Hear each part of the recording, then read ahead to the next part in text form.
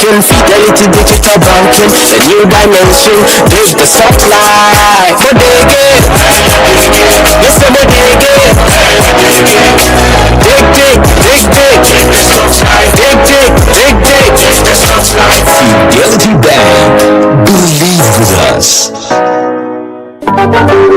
Ghana is building. Ghana is moving. Ghana deserves the best. And now, world-class vehicles are being assembled right here at home. Welcome to Zonatech Ghana Limited, your one-stop automobile shop and proud operators of an impressive automobile assembly plant in Ghana. From heavy-duty trucks powered by global giant Sinotruck to premium SUVs and pickups, from Great Wall Motors and Cherry. From dependable light-duty trucks by Forland to world-class construction equipment from Shantry and Sunny. Zonatech delivers top-notch quality brands assembled in Ghana with affordable luxury you can trust.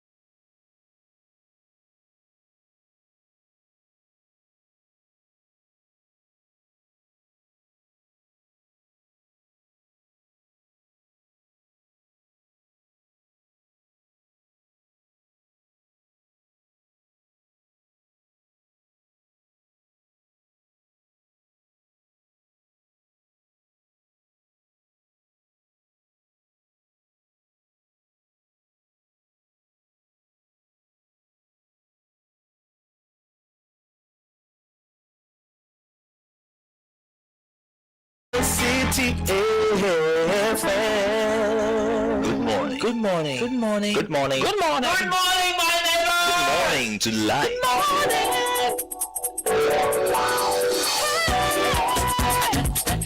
Music, talk, inspiration, in perspective. Express yourself. Good morning, my neighbor. Citi FM, your station.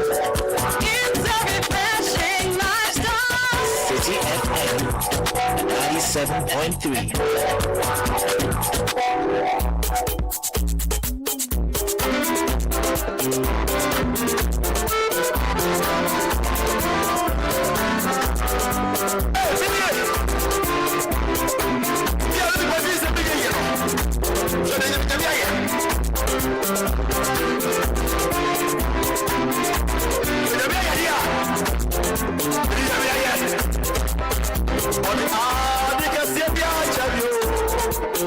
On the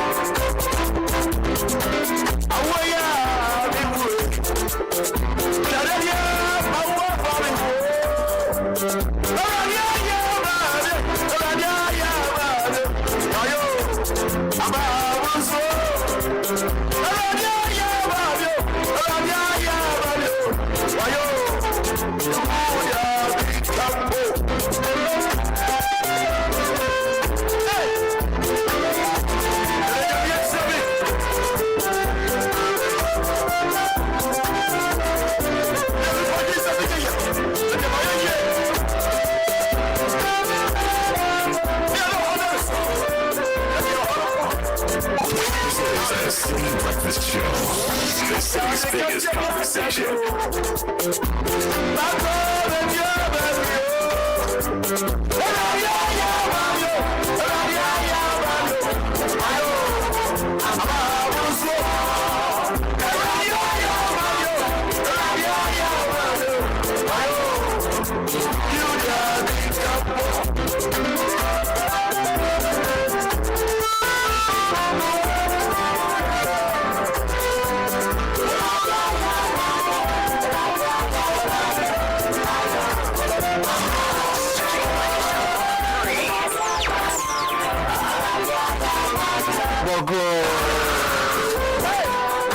Sa.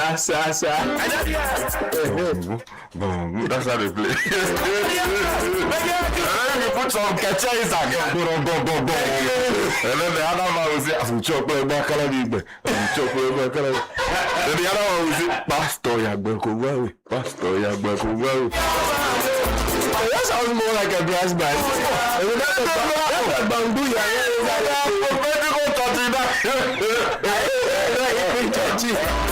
Good morning to you. It's a Friday morning. Indeed, the Lord has done it. We are alive. We are grateful to be around to do what we do best. It's 33 after 6. Welcome to a brand new day. This is 97.3 Citi FM. My name is Caleb Kuda. And this is your show. This is our show, the City Breakfast Show. Indeed, Moses answered the people, do not be afraid. Stand firm and you will see the deliverance the Lord will bring you today. Egyptians you see today you will never see again. The Lord will fight for you. You need only be still. Other versions say the Lord will fight for you and you shall have your peace. This morning, so we are all going to the This is Ghana. That is where it's going to be. The made in Ghana products. So we are excited to have a pay.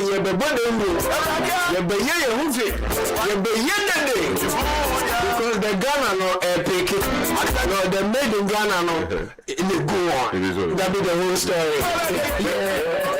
And while we are trying our best to live the healthy life. So that's the project ahead of us. So listen as I share this with you for business sense. Nobody claps for discipline. Nobody cheers for consistency. But one day, everyone will notice. So show up every day to fix your life. Do it alone. Do it broke. Do it tired. Do it scared. Do it anyway. Just do it. Business sense. Nobody claps for discipline. Nobody cheers for consistency. But one day, everyone will notice. So show up every day to fix your life. Do it alone. Do it broke. Do it tired. Do it scared. Just do it. And we all sing to Radia Yamami.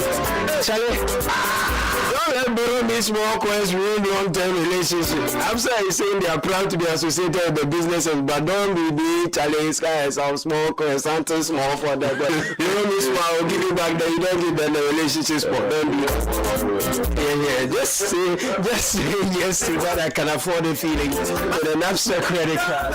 With an Absa credit card, you can get up to 55 interest-free days, flexible limits, free card swipe, worldwide acceptance to pay now and sort it out later. Visit any Absa bank branch to apply for an Absa credit card today.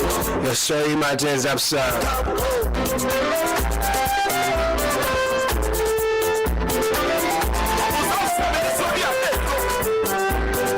We'll get into the news review in a bit. So much happening. Bring you the headlines and details shortly. But the news review is proudly brought to you by Zondatech Ghana Limited and Fidelity Bank. Ghana is building, Ghana is moving, Ghana deserves the best. And now world-class vehicles are being assembled right here at home. Welcome to Zondatech Ghana Limited, your one-stop automobile shop and proud operators of an impressive automobile assembly plant in Ghana. From heavy-duty trucks powered by global giant Sino trucks to premium SUVs, pickups from Great Wall Motors and Cherry, from dependable light-duty trucks by Forland to world-class construction equipment from Shantu and Sunny Group, Zondatech delivers topmost quality brands assembled right here in Ghana. So go ahead, choose strength, choose quality, choose locally assembled excellence. Zondatech Ghana Limited, proudly assembled in Ghana, driven by excellence. So why stress when you can't dig Take the soft life. With Fidelity Digital Banking, you can use the mobile app to send money, pay your bills, buy airtime, and data. You can also pay with GHQ and shop securely with your Fidelity Visa card, and even get instant support from Kukwa, our WhatsApp banking assistant. Sign up with Fidelity Digital Banking today. Take the soft life. Fidelity Bank. Believe with us. 925 Music.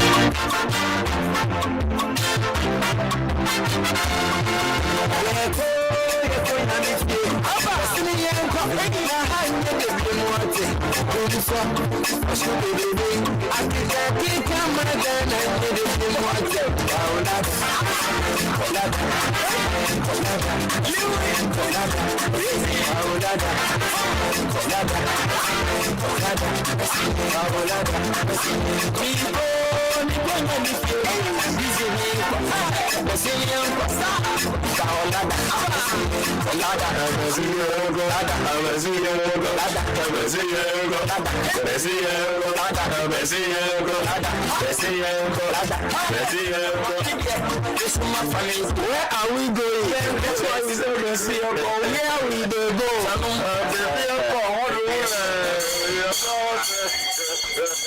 The ambassador to us back. That's right.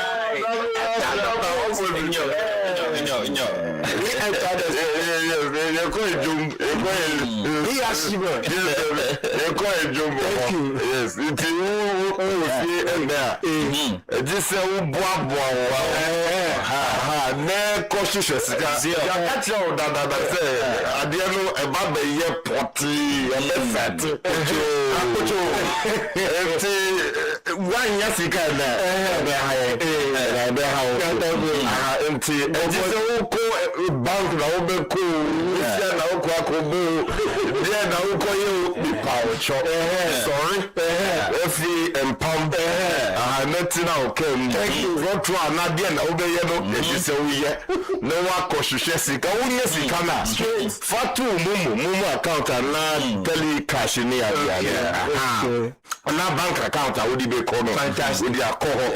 Now they are 2 cards so I'm out. Come on, Tina, no Paco. No, sorry. They are beer.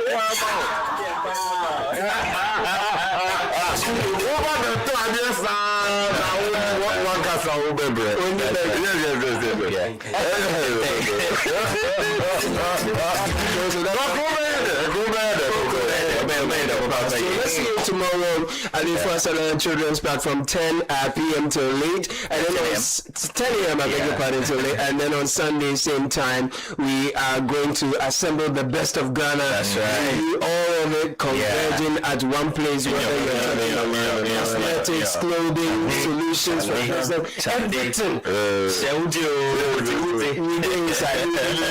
You know perfume, you know how to call it. Chimmy. You have a chimmy, yeah, that's right. You have a chimmy tomorrow. Chimmy, maybe you want like Ghana drama. I'm booking one.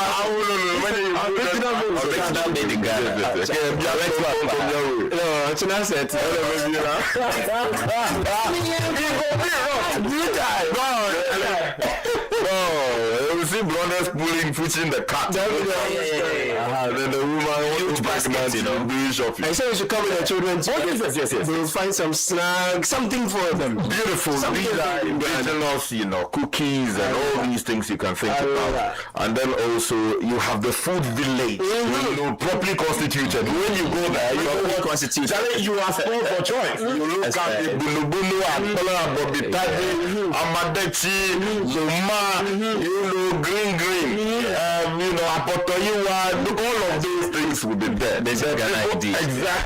There'll be Tuzafi, easily, one of my favorites in there. Charlie, tomorrow, please come. Let's do the North World, because Charlie, we are doing it for Mother Ghana. That'll be the whole story. The Chronicles, but I come to say as well.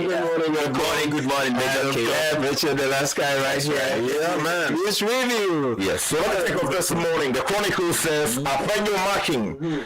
epitome of honesty. Mahama Yariga is eulogizing the minority leader. The two men are here on the front page. Mahama Yariga is no longer the majority leader because last night the Honorable James Agalga took over from him. Beautiful ceremony in Parliament yesterday. Also on the front page this morning, AFA demand forensic audit of gold. Okay, AFA still did this side. You mean Alliance for Accountable Government? I shocked him. Last time I heard of Africa, I was in high school. Like a million years ago. Yeah, looks like opposition has reminded. So they are working. This Alliance for Accountable Government. Anyway, another prayer is said to have grilled Zaneto Rawlings on plastic waste and climate change. I'm not so sure whether that was grilling. My first flight this morning, the Daily Guide newspaper, John Boydu files NPP National Chairman nomination. An appointment committee okays 3 Supreme Court nominees as minority boycott vetting. And new excise law threatens 80,000 farmers and 5,000 jobs, analysts warn. And SML GRA scandal, OSP gets more time to serve Oforiatta. An Exim Bank fraud, Wontumi plea deal fails, trial to proceed. Let me take you to the Informa newspaper. The big story says, we warned BOG about gold bond losses. IMF reveals that central banks succumbed to pressure of higher authority. This is the IMF chief here locally speaking to Bernard Avle, and it would seem that the story has been killed from there. Also, the front page this morning, the OSP is back. KC Jabeng declares rebirth and fires warning at critics as he names 5 persons of interest in Beko probe. And one more story I'll take from the front page. Vigilantism back in disguise. National Security Board sounding the alarm. We've been dealing with this for the past few days. The Herald newspaper, minority walkout leaves Mohammed's third term questions hanging. And the Herald apologizes to KT Hammond, retracts AXA Turkey trip claim, and government moves to fix anomaly in GES council composition. Hey, KT Hammond. It's already Larry, good morning. Now, the Ghanaian publisher says, Ayariga Hills are bringing markings integrity. Again, the two men looking traditional here on the front page of the Ghanaian publisher. Beautiful photographs published. Also, 1.7 billion gold domestic gold purchase program loss. It's accounting, not gold board loss. This is according to the IEA, their own interpretation. And then also John Boydu's big vow, I'll rebuild NPP and mobilize for Baumia. Seen here submitting his nomination forms. Right. The Inquisitor newspaper this morning, Julius Debra wants tougher action against vigilantism. And Ayariga praises Apayo Markin as man of integrity and fought right. And also another headline here on the front page of the Inquisitor newspaper, $1.7 billion loss is accounting issue and not gold board loss. That is from the IEA. Let me take you to the news center. Galamsey has been normalized. Presby moderator, Catholic Bishops president expressed outrage. The two men make the front page in their cassock. Also, the front page this morning, rejecting MTN's 20 million Ghana cedi for returnees not justified. I think that would be an opinion. And then also gold board losses, 90% is exchange rate valuation. This is according to the IEA. It comes with a photograph of Professor Alexander Bilson Dako. The Ghanaian Point newspaper this morning, new airport complex to ease congestion, improve traffic flow. That is coming in from President Mahama. Still on the front page of the Ghanaian Point, you called it court parking under Kufuado. What has changed? Story page 4, that is coming in from Alexander Pelmarkin, slamming the NDC government over new Supreme Court justices. And NDC cannot deliver even 1 hour of promised 24-hour economy. That is from John Boydu. And let me take you to the Insight newspaper. ICU rejects proposed private takeover of Valco. Comes with the photographs of Morgan Awene and the Honorable Emmanuel Ama Kofi Boa. Also on the front page this morning, let the seats speak again. Why Ghana must reject Israel's cinema diplomacy. And then also Ghana chief alleges brutal military assault, appeals to Mahama for probe. Okay. Let me end with a Daily Post newspaper front page. And Parliament approves Mahama Yariga and Senator Ajman Rollins as ministers. And President Mahama cuts short for 2030 Bay multi-tiered car park and airport hotels complex. So let me take you online quickly. And a young man allegedly shot dead by NIMO's team at Achimheman. This is citynewsroom.com. Upon remarking to Agalga, I will support you, but my job is to turn minority into majority. 90% of planned strikes were called off under my tenure. Means the outgoing Labour minister recounting some of his achievements there. Parliament approves Mahama Yariga Senator as ministers. And then also Parliament approves 3 Supreme Court nominees. Agalga officially assumes majority leader role, pledges consensus building. Teacher unions threaten industrial action over delayed promotions. And some of our compatriots who are students in the University of Memphis say they risk dismissal over unpaid fees, and they've been appealing to the nation to rescue them. Now, Accra International Airport soliciting tips damages Ghana's image. This is President Mahama speaking here. And construction costs, yes, guy, you go to the president, construction costs rise as prices of key building materials climbed in August. This is the Channel 1 market price barometer. Don't attempt to infiltrate my caucus. Apollo marking cautions Agalga. And Justice Benasco Issa says Supreme Court can depart from past rulings. And Bagridam spillage begins today as water level rises to 95.19%. If you go to the High Street Journal this morning, there was a story on Ghana's $652 million tricycle economy has a skills problem. That's the story. Ghana's $652 million tricycle economy has a skill problem. And also Ghana pitches 6% growth. AFCFTA access to global investors at Washington, D.C. And finally, or maybe not. No cap on Supreme Court justices for now. This is Anthony Forson Jr. And BBC says China suspends rescue efforts at Nepal border due to risk of second flood. Okay, so let's take off this morning, and I take you to the Accra Airport, International Airport. President Mahama performed the ceremony there yesterday, and the agenda is to transform the landscape there. And the story is on page 3 of the Chronicle. And it says Mahama castled for construction of multi-purpose car park at Accra Airport. Now, President John Dramani Mahama has cut a sword for the construction of a multi-tiered, multi-purpose car park and airport hotels complex at the Accra International Airport as part of efforts to modernize aviation infrastructure and improve passenger experience. Now, the facility, expected to be completed within 24 months, will comprise a 7-story car park, 2 hotels, and a pedestrian connector to Terminal 3, and more than 2,000 parking bays. Now, other components include a shopping mall with a food court, retail and office spaces for rent, a sky lounge for entertainment, and a sky observatory. That's my company. Please don't apply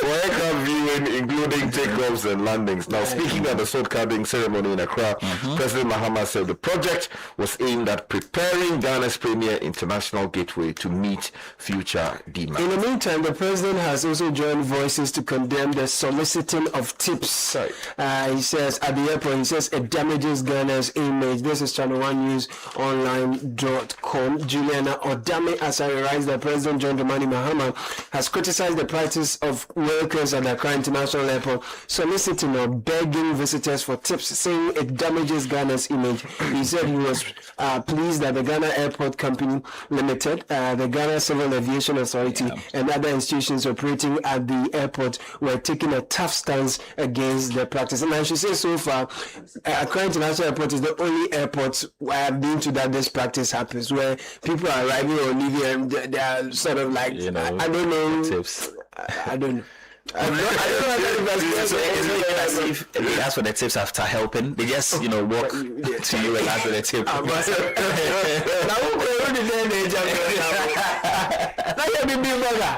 Show action. First, where are you going? Yeah. So when are you coming back? Okay, now what's up? So I guess we should stop that. There is no Munjaisa. That's right. Meanwhile, Parliament has approved Mahama Yariga Zaneto as ministers. Story in the Herald newspaper, page 7. Parliament has approved the nominations of Mahama Yariga and Dr. Zaneto Ajman-Rawlings as ministers for local government, chieftaincy and religious affairs and environment, science and technology respectively. The approvals followed the vetting by Parliament Appointment Committee as part of the constitutional process for scrutinizing presidential nominees for ministerial appointments. So that's the latest with the vetting. Okay, so let's stay in Parliament briefly, and if you go to page 3 of the Chronicle, Apenyo Marking is being described here as an epitome of honesty. Now, Mahama Yariga is eulogizing the minority leader. Jennifer Ambule reports from Parliament says the outgoing majority leader and minister designate for local government, chieftaincy and religious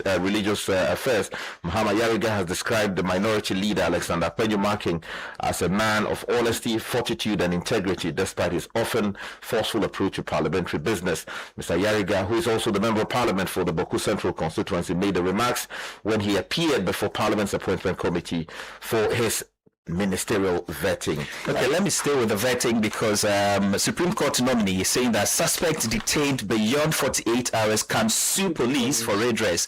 Justice Amwako Asante. Now, story, the Herald newspaper, page 8. Supreme Court nominee Justice Edward Amwako Asante has urged persons held in police custody beyond the constitutionally prescribed 48-hour period to seek redress through the court. He said legal action by suspects and their lawyers could help strengthen enforcement of constitutional safeguards against prolonged and unlawful detention. No cap on Supreme Court justices for now. Anthony Forson Jr.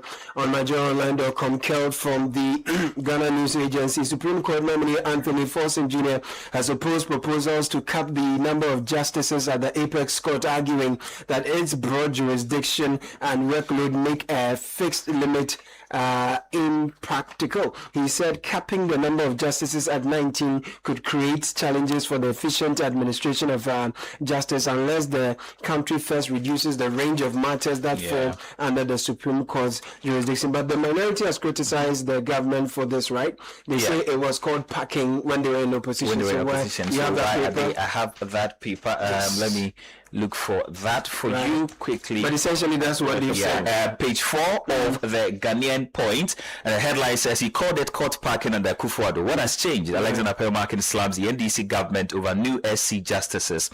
The story says minority leader of Parliament Alexander Apenyo Marking has challenged the governing NDC to explain what has changed in its position on the expansion of Ghana's Supreme Court, accusing the party of abandoning principles it previously used to criticize the former NPP administration. Alexander Apenyo Marking questioned the NDC's current support for the nomination of 3 additional justices to the Supreme Court, recalling that the party, while in opposition, described a similar move under former President Akufo-Addo as an attempt to pack the Apex Court. Okay, and then just to summarize on all of that and to say that the 2 ministerial nominees were approved yesterday by Parliament last night, and then also the 3 justices nominated for the Supreme Court have also been approved by Parliament. And last night, as I said much earlier, the Honorable James Agalga took over as the majority leader. Let's talk about Gold Board. Now, AFAG is demanding forensic audit of Gold Board. Now, Richard Usuacha reports on page 2 of the Chronicle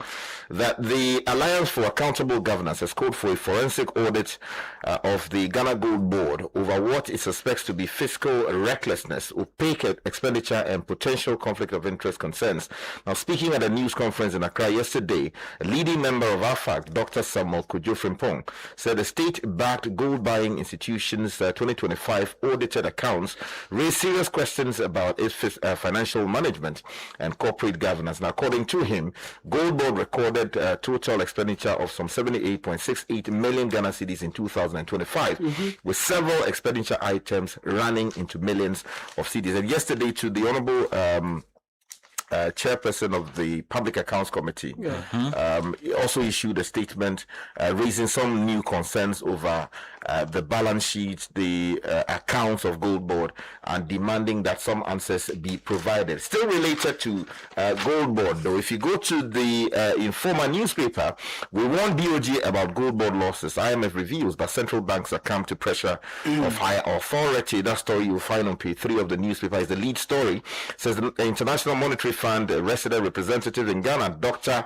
Adrian Amarteifio, has revealed that the fund had long ago warned Ghana regarding the losses incurred by Gold Board, but the country did not heed the advice. Now, Dr. Amarteifio made the revelation when he spoke on Channel 1's The Point of View with host Bernard Koku Avle. Now, according to the fund, when it made the advice to the Bank of Ghana, it was told it did not have the mandate to do what it said. Right. Let me take you up. And Bagri Dam spillage begins today. Water levels rise to 95.19%. Isaac Apiakubi writes on channel1newsonline.com that the Water Resources Commission, WRC, has announced that Burkina Faso's electricity utility Sonabel will commence continued controlled water spillage from the Bagri Dam today, Friday, August 28th. The spillage is expected to begin at 9 a.m. following a rise in the dam's water levels to 234.64 meters as of Thursday, August 27. I heard the Busa South Member of Parliament talk about the measures put in place to mitigate the impact of the floods that is often associated with the spillage of the Bagri Dam. So we are hoping that this time around things will be a lot better. But let me end from my side congratulating Professor Kwejo Apiejetia, who delivered his inaugural lecture yesterday on students' struggle for academic freedom and Africa's democratic renewal. It was a very powerful inaugural lecture.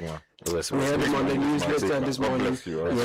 That's right. Let me bring you my last story from here. And the Herald apologizes to KT Hammond, retracts AXA Turkey trip claim. Now, story the Herald newspaper, page 2. The Herald wishes to retract and unreservedly apologize to former Trade Minister and MP for Adansia Sokwa, KT Hammond, for an inaccurate assertion published by the newspaper on August 17, 2026. Now, the article stated that KT Hammond, who was then the ranking member of the Mines and Energy Committee of Parliament, was in Turkey ahead of the 2015 transaction involving the AXA Energy agreement with the government of Ghana through the then Ministry of Power led by Dr. Kwabena Donko. The transaction has subsequently become the subject matter for days. Now, according to the Herald hereby retracts that assertion and sincerely apologizes to KT Hammond for the error and any embarrassment or inconvenience it may have caused. Just responsible journalism. If you get it wrong, you correct it and you apologize. 2 quick stories I draw your attention to before I go. So the ICU is not happy with what they are saying would be proposed private sector takeover of Valco. You know, government has stated some positions on the matter, but the ICU is still not happy. You find the story on the front page of the Insight. And then also the church is not happy about how we are fighting Galamsey. In the words of the Presby moderator and the Catholic Bishops President, they are expressing outrage and they are saying that Galamsey has been normalized and that we are failing in a big way. If you're interested in that story, grab a copy of the news. Let me give you just this headline. About 80% of Ghana's road crash deaths are men. So you can find the details of that page. And they say it's costing us some 4 billion or so. I saw a story in the 80%. News Center. He said road crashes cost some $4.55 billion annually. That's yes. Gentlemen, thank you. That's the news review. The City Breakfast Show, the city's biggest conversation. Unleashing the power of relevant radio. This is City 97.3. It's a very good time to welcome Nila Latte to serve as the business news. Tete. What hear me, bro? All right, thank you very much, Caleb. It's Friday. Welcome to the breakfast edition of Citi Business News on 97.3 Citi FM. It's brought to you by MTN, Valex, Lease, EcoBank, and Gwel Good Energy. I am Nik Latte. Let's get straight into our stories now. And the Importers and Exporters Association of Ghana is appealing to the Minister of Transport to convene an urgent stakeholder meeting with shipping lines over their alleged refusal to comply with the 720 Ghana cedi ceiling on the container administrative charge. Speaking at a press briefing in Accra, Executive Secretary of the association, Samson Asaki Awingobe, said a continued deviation from the approved charge is increasing the cost of doing business for importers and exporters, with the additional cost potentially being passed on to consumers. The reports of some shipping lines, not just some shipping lines, all the shipping lines, continue to impose the charges above the approved ceiling, have the potential to increase the cost of doing businesses at Ghana Port, create uncertainty for importers and exporters, and undermine the ongoing effort to make the country port more competitive. In view of this development, the IEAG respectfully appeal to the Honorable Minister for Transport to convene an urgent stakeholder meeting involving the CIPES, the Ghana CIPES Authority, the shipping lines, agents, freight forwarders, importers and export association, and other relevant port stakeholders to resolve the impasse. We believe that an open and constructive dialogue under the leadership of the ministry would help prevent the matter from escalating into a major disruption to the port operational and international trade. You heard Executive Secretary of the Importers and Exporters Association of Ghana, Samson Asaki Awingobet.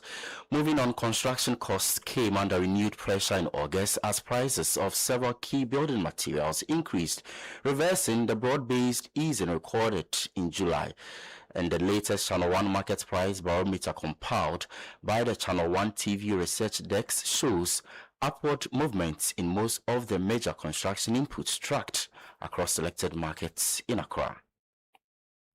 The biggest increases were recorded in plywood, paint, smooth sand and cement. The average price of a bag of local 32.5 ounce cement rose from 96 cedis in July to 98 cedis in August, a 2.08% increase. Local 42.5 ounce cement, however, remains stable at 109 cedis per bag, suggesting some price stability within the cement market. The average price of iron rods increased from 7,200 cedis to 7,300 cedis per ton, representing a 1.39% rise. For sand, the picture was mixed. Rough sand held steady at 2,700 cedis per double axle track, while smooth sand increased from 3,500 to 3,575 cedis, a 2.14% rise.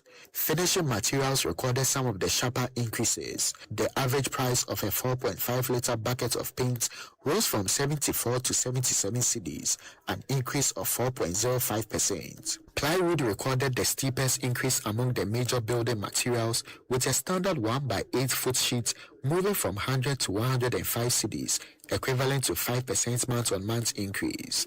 There was, however, some relief on the cost of nails. The average price of a kilogram fell from 32 to 30 cedis, representing a 6.25% decline. Overall, the August figures point to a renewed build-up in construction cost pressures following the easing seen in July. With iron rods, smooth sand, paints and plywood all becoming more expensive, contractors and prospective developers could face higher project costs if the upward trend persists. That was data compiled by the Channel 1 TV research desk under the Channel 1 market price barometer, which tracks price movement across major markets in Accra.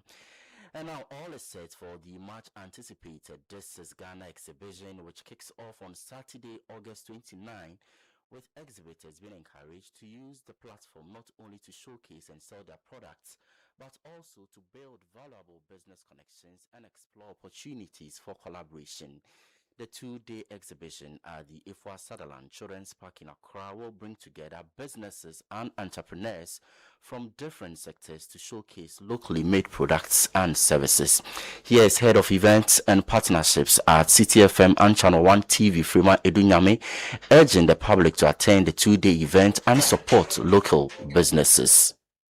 So beyond just selling to individuals, beyond just showcasing, there's a great platform and great opportunity for collaborations from business to business, So let's take advantage of all these. Because of the exhibition, businesses are really giving great discounts. So you are coming in, and this is not from retailers. So you are getting it from the manufacturers themselves. So you take numbers. If there are any later, if you want to order more, you are dealing with directly from the source. You don't have to go through any middle person.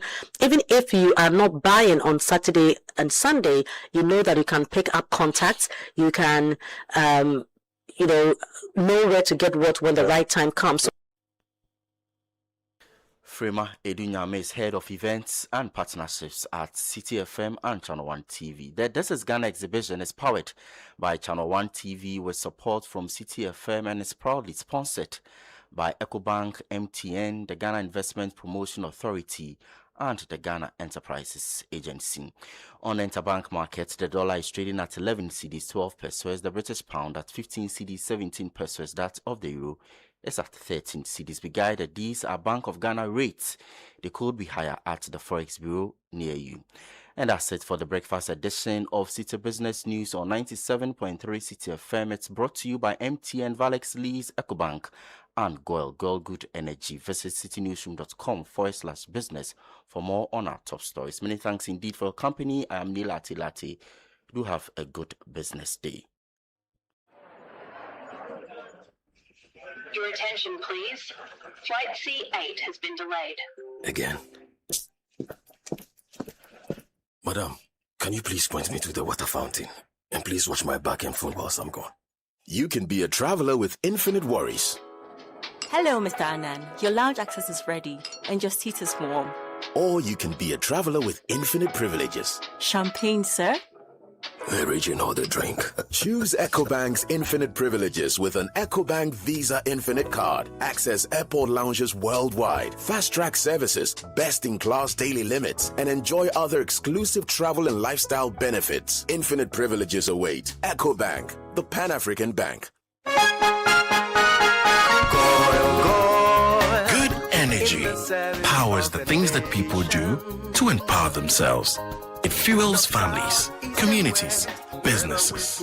Good energy fuels nations. It gets things going and keeps them moving. Good energy isn't just what we do, it's who we are. Goil, good energy.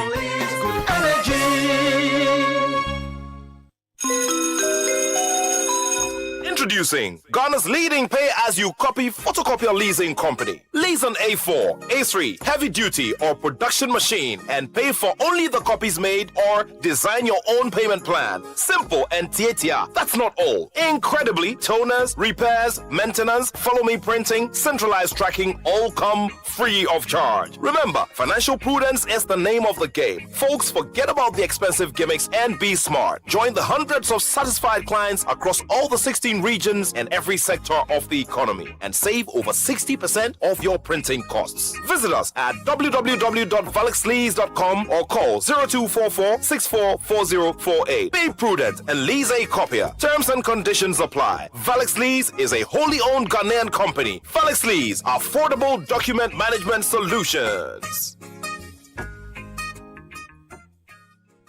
Your home could be anything you want it to be. It could be a stadium. It's just 12 yards out. He shoots. What a strike! It's a goal. Or a gaming arena. Yes! Let's go! Sometimes a classroom.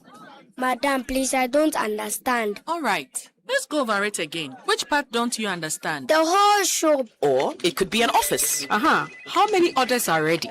Okay, send them to East Legon first. Or even a research center. Daddy, what is the Big Bang Theory? Wait, let me ask ChatGPT. you can make your home anything you want it to be. Because no matter the experience you want at home, MTN Fiber will power it. Get unlimited internet up to 500 megabytes per second from as low as 299 Ghana cedis. Connect your home or business today. Visit the My MTN app or dial *5057# to check fiber availability and request now. MTN. The jamming never stops. The game never stops. The productivity never stops. The music never stops. At G&J, we keep your world powered with reliable generators, solar energy, and UPS solutions, so the power never stops. Your go-to for total energy solutions, making sure you work, thrive, and live life uninterrupted. Visit our website, gjtechghana.com, or call us on 0302-689-178 or 179 or 0202-222-220. G&J, your energy partner.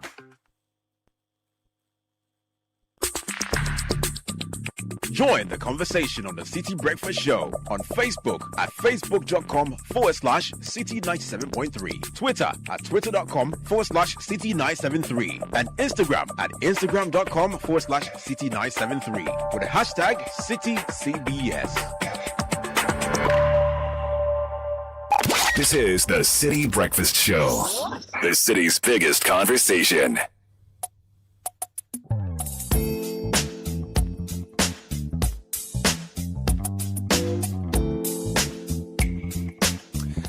After 7.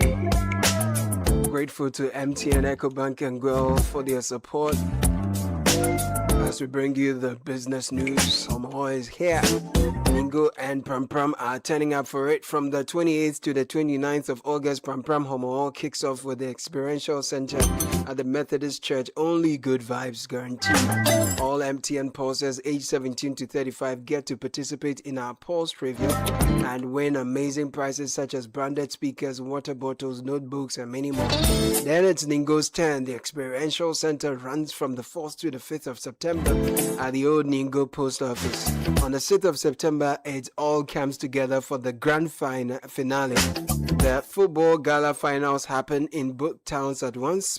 Methodist Park for Pram Pram, DA Basic School Park for Ningo. Games, music, community, and MTN right in the middle of it all. Come through and be part of the moment. This is Homo MTN style. You know how money really moves in Ghana? It doesn't only move on payday, and EcoBank understands this. That's why they help connect you to the people who matter most every single day. EcoBank provides one seamless banking experience across 34 African countries. Our digital platforms instantly connect people, businesses, and opportunities across the entire continent. So pay those bills, transfer the funds, manage your finances anytime, anywhere. Just download the EcoBank mobile app, dial *770#. Use EcoBank online and our nationwide ATMs. EcoBank is the Pan-African bank. Never let power outage interrupt your most important moments. G&J understands that some moments just should never be interrupted. We keep your world powered with reliable generators, solar energy, and UPS solutions, so the power never stops. G&J, your go-to for total energy solutions. gjtechghana.com. Visit our website. Call us now 0202-222-0002. G&J, your energy partner. What have we got for you on Business Edition today? We've been speaking to some of the exhibitors who will be showing up at the This is Ghana exhibition and fair when you turn up tomorrow and Sunday. We'll be telling you their stories, their vision, their aspiration, the services and products they serve, and how you can be a part of their story. Come on, let's do this. In the meantime, Valex Lease is helping you save over 60% on cost. You don't need to buy multifunctional photocopiers, heavy-duty MFPs with sorter, stapler, and finisher, production machines with sorter, stapler, and finisher. You can lease all these A4, A3 machines and only pay as you copy and print or design your own payment plan. Call 0244-644-048, ValexLease.com is where to visit online. We are a wholly Ghanaian owned company. Remember that. Valex Lease is affordable document management solution.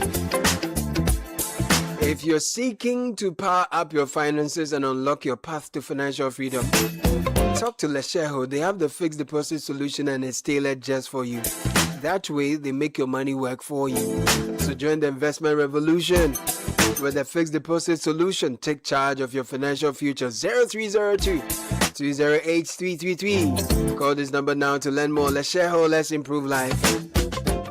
So let's bring you the stories behind the Ghanaian brands, the vision behind the brands, the quality of the products, the impact of their service, all of which we are putting at your disposal if you turn up at the Efua Sutherland Children's Park tomorrow and Sunday. This is just a slice of the cake. Enjoy it. This is the City Breakfast Show, the city's biggest conversation.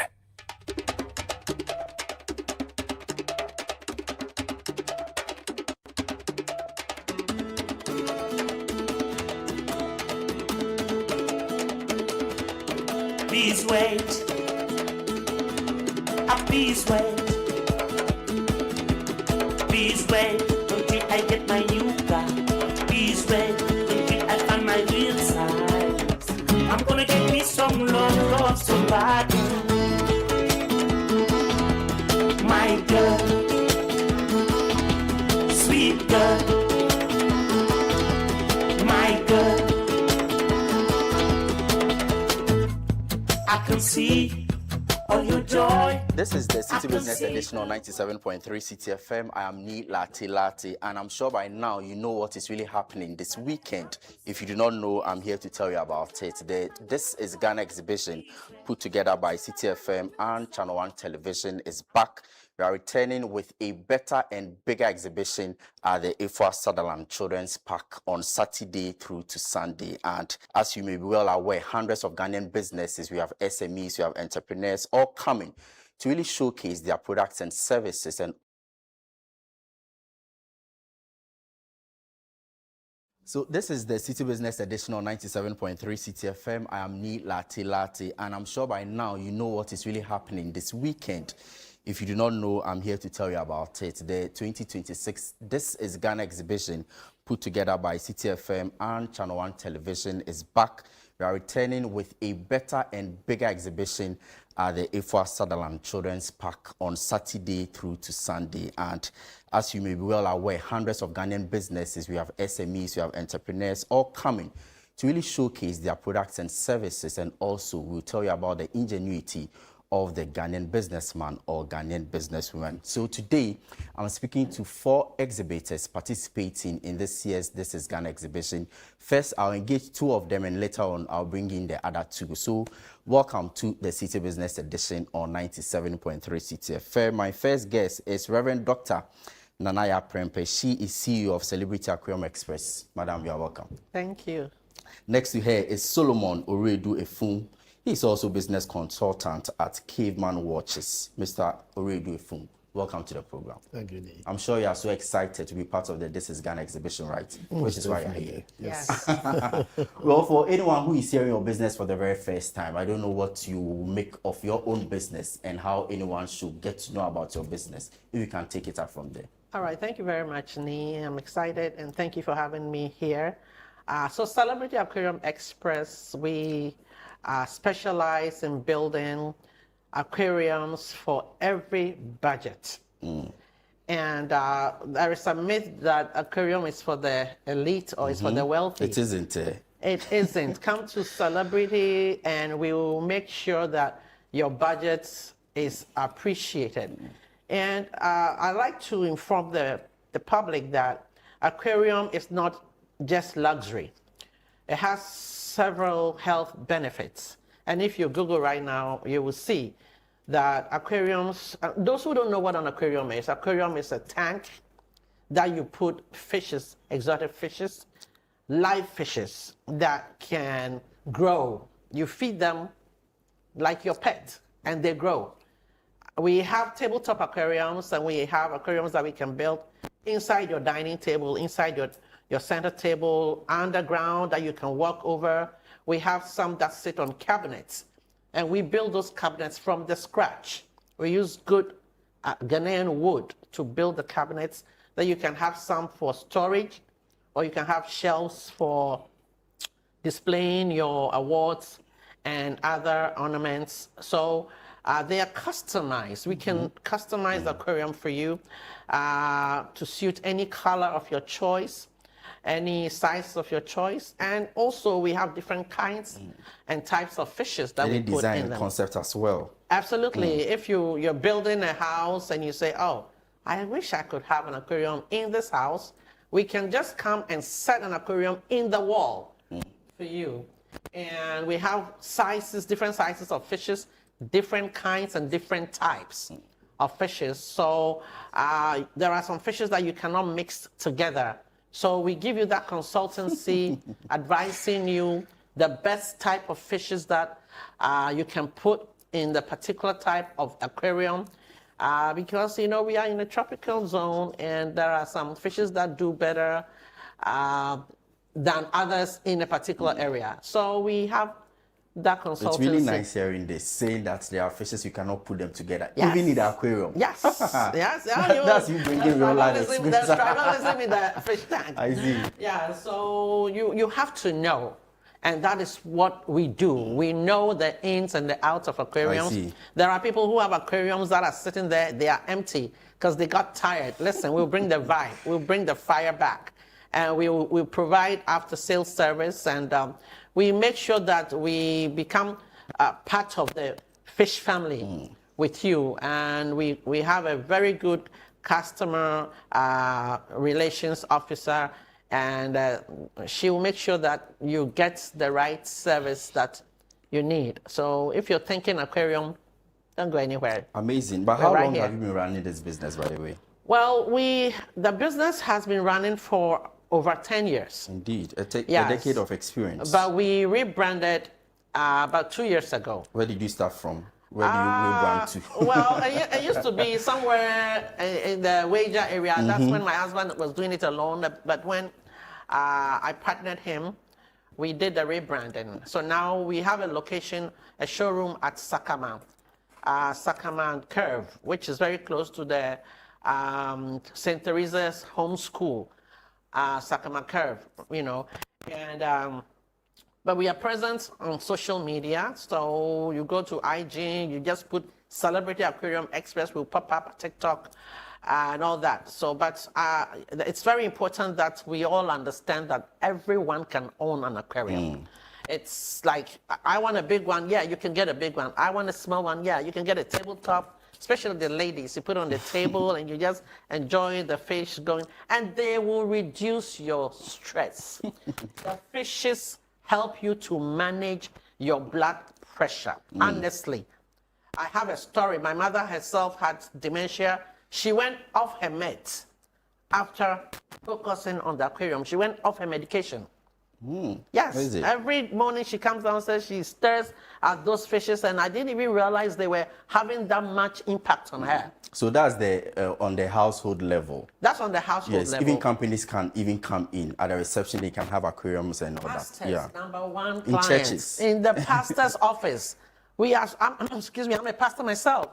And now, lately, you can hear that the pastor was at the pulpit and he went down, collapsing or something. The stress is, we are carrying everybody's stress. So when you have time and you don't know what to do, just sit in front of the aquarium and just commune with your God while you are watching these fishes, and they help you to reduce your stress level. Besides beautifying your environment, they are giving you a health benefit. So your blood pressure medication, for all you know, is going to save you that money, and it's going to save you that stress for being on the blood pressure medication. I have many stories, but because of time, I can't share them. Don't here. worry about that. On Saturday and Sunday, we'll be giving you the opportunity to exhibit, and then, businesses will know what you have in store for them. But that's Reverend Dr. Nanaya Prempeh, CEO of Celebrity Aquarium Express, exhibiting at the 2026 edition of the This is Ghana exhibition being put together by Channel 1 Television and 97.3 Citi FM. Also in studio is the business consultant at Caveman Watches. I don't know. I'll come back to you. I want to know if this is your first time exhibiting, but I think Caveman, you have been exhibiting, right? Yes. So this time around, what are we to expect? Any form of discounts, any packages? What can people really look forward to on Saturday and Sunday? Well, thanks, Ni. And I think that this is another milestone in terms of marriage with Citi. We had a caravan and which was amazing. And we become more like a timepiece for Citi programs, right? So I think that this exhibition comes at the right time that we say Caveman is the timepiece of the event. So if you're not registering early and you're not coming early, you're losing a lot on that. I see. Right? So we here again as the first Ghanaian made watch brand, Caveman Watches, known for what we do in terms of precision and quality. We don't look at pricing, we look at what you get, and that is most important in terms of equity and personality. So I think that coming back to this occasion is to make available our brands for Ghanaians who believe in timepiece, Ghanaians who are not fully aware of what we really have. We're going to showcase it there. And of course, like it is, we normally will say once with Citi, we'll always give you a good deal. And so come over, big purchases. We have a wide range for gifting, for, you have new models of the watch now. Yeah, we have. Well, I think we've created some things with the Kente designs, and of course, we customize for people. That's our main focus. We always want to create a watch for somebody who will revere it, and then when you move out, somebody will ask, is it possible for me to do? So we've done clocks also. We do clocks for organizations and institutions. You get to hotels, we have the wall clocks over there. Some of them created straight from our idea.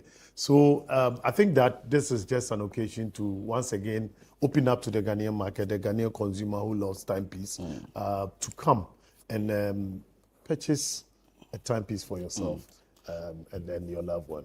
You speak highly about precision and also quality, which you say are your value proposition as a business. So maybe let me ask you, what would you say a fair like the This is Ghana exhibition, what does it do for a reputable brand as Caveman? Citi itself, it's a brand, right? So Caveman has become a big brand also. Now, so to put two brands together, you communicate, you entertain, you educate, right? We try to also put timelines to all those activities. And if you're a human being, forgive me, even in the animal kingdom, I think everything is time, right? Everything comes with time. It doesn't mean you should watch your time at the time, but before watches and clocks came, I think we're using the sun rays and others to get to the time. And even at times when people will move without you knowing it's 12 o'clock or it's 6 o'clock, especially in the Muslim community when they are going to pray. So I think time, Citi and Caveman Watch comes to deliver an experience on time, on purpose, and of course to create also opportunities for businesses that also come to make revenue. Nana, same question to you, by the way. What would you say is your expectation going to this, This is Ghana exhibition? Is this your first time exhibiting, by the way? No. Oh, this is your number what? How long have you been doing it? You have been doing this for years. This is Ghana exhibition has been in existence for a very long time. Okay, so yeah, I think when I was speaking, I said we rebranded in about 2 years ago. It's about 3 years ago.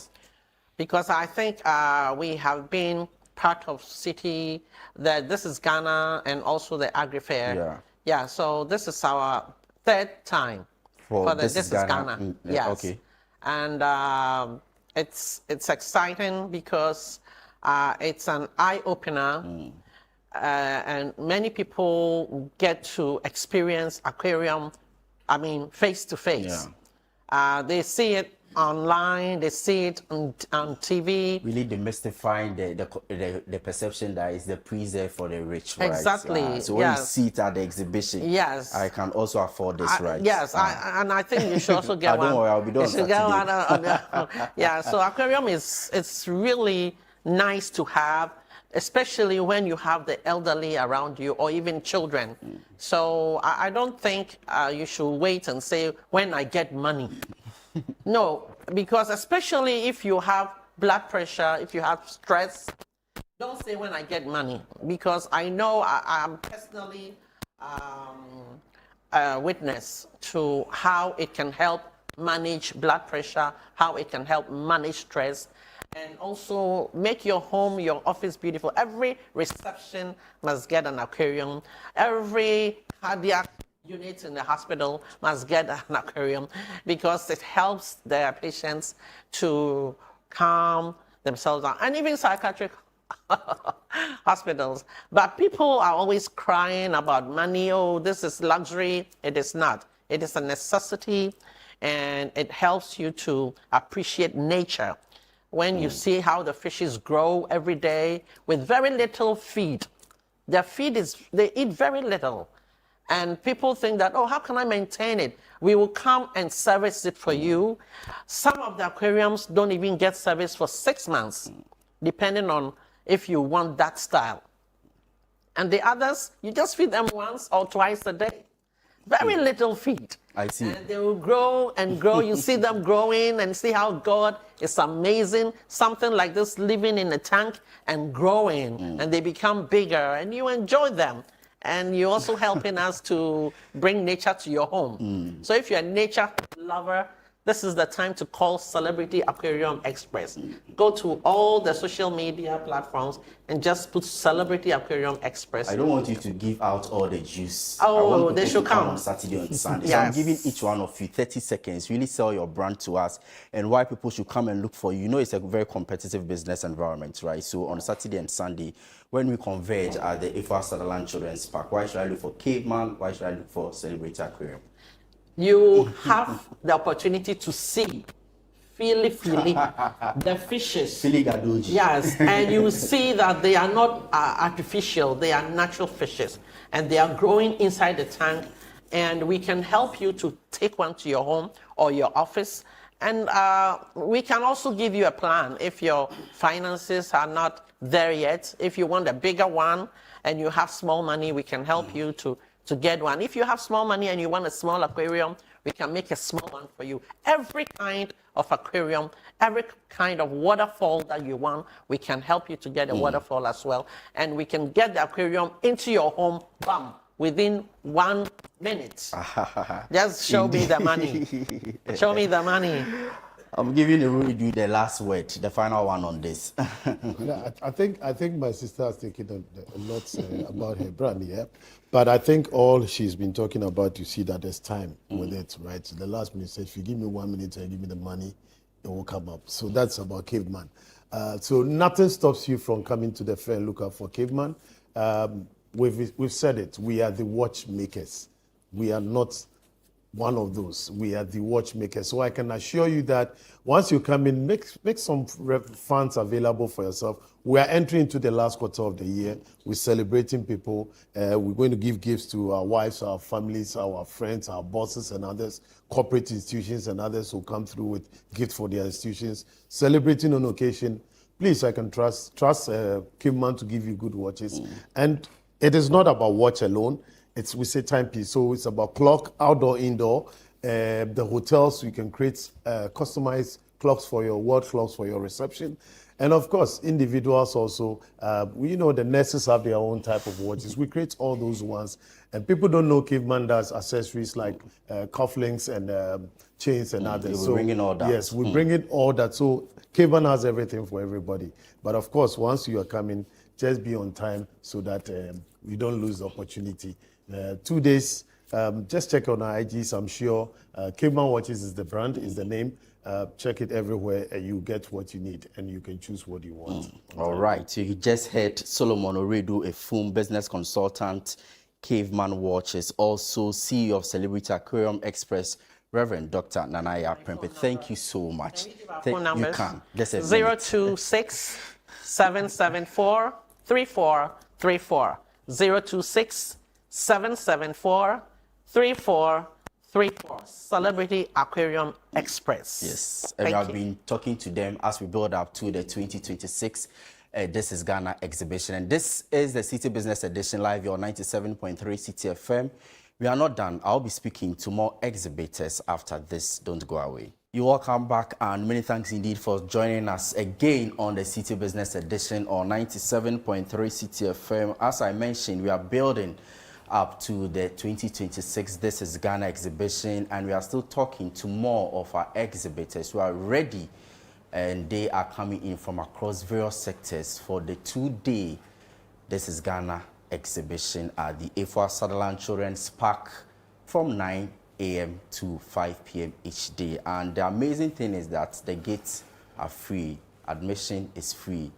Just find your way to the Avle Sutherland Children's Park on Saturday and Sunday to have a taste of what the Ghanaian business has for you. And still in studio with me, I'm talking to CSIR, that's the Council for Scientific and Industrial Research, and Sylvia Ponsa is the Public Relations Officer. Sylvia, thank you so much for joining us again. This is the second time I'm interviewing you, right? Yes. So feel at home. And then also, Dr. Michael Wilson is the founder of Microbot Academy. Sir, thank you for joining us. Welcome. My pleasure. How are preparations going? Are you ready for Saturday and Sunday? More than ready. I see, yes. I see.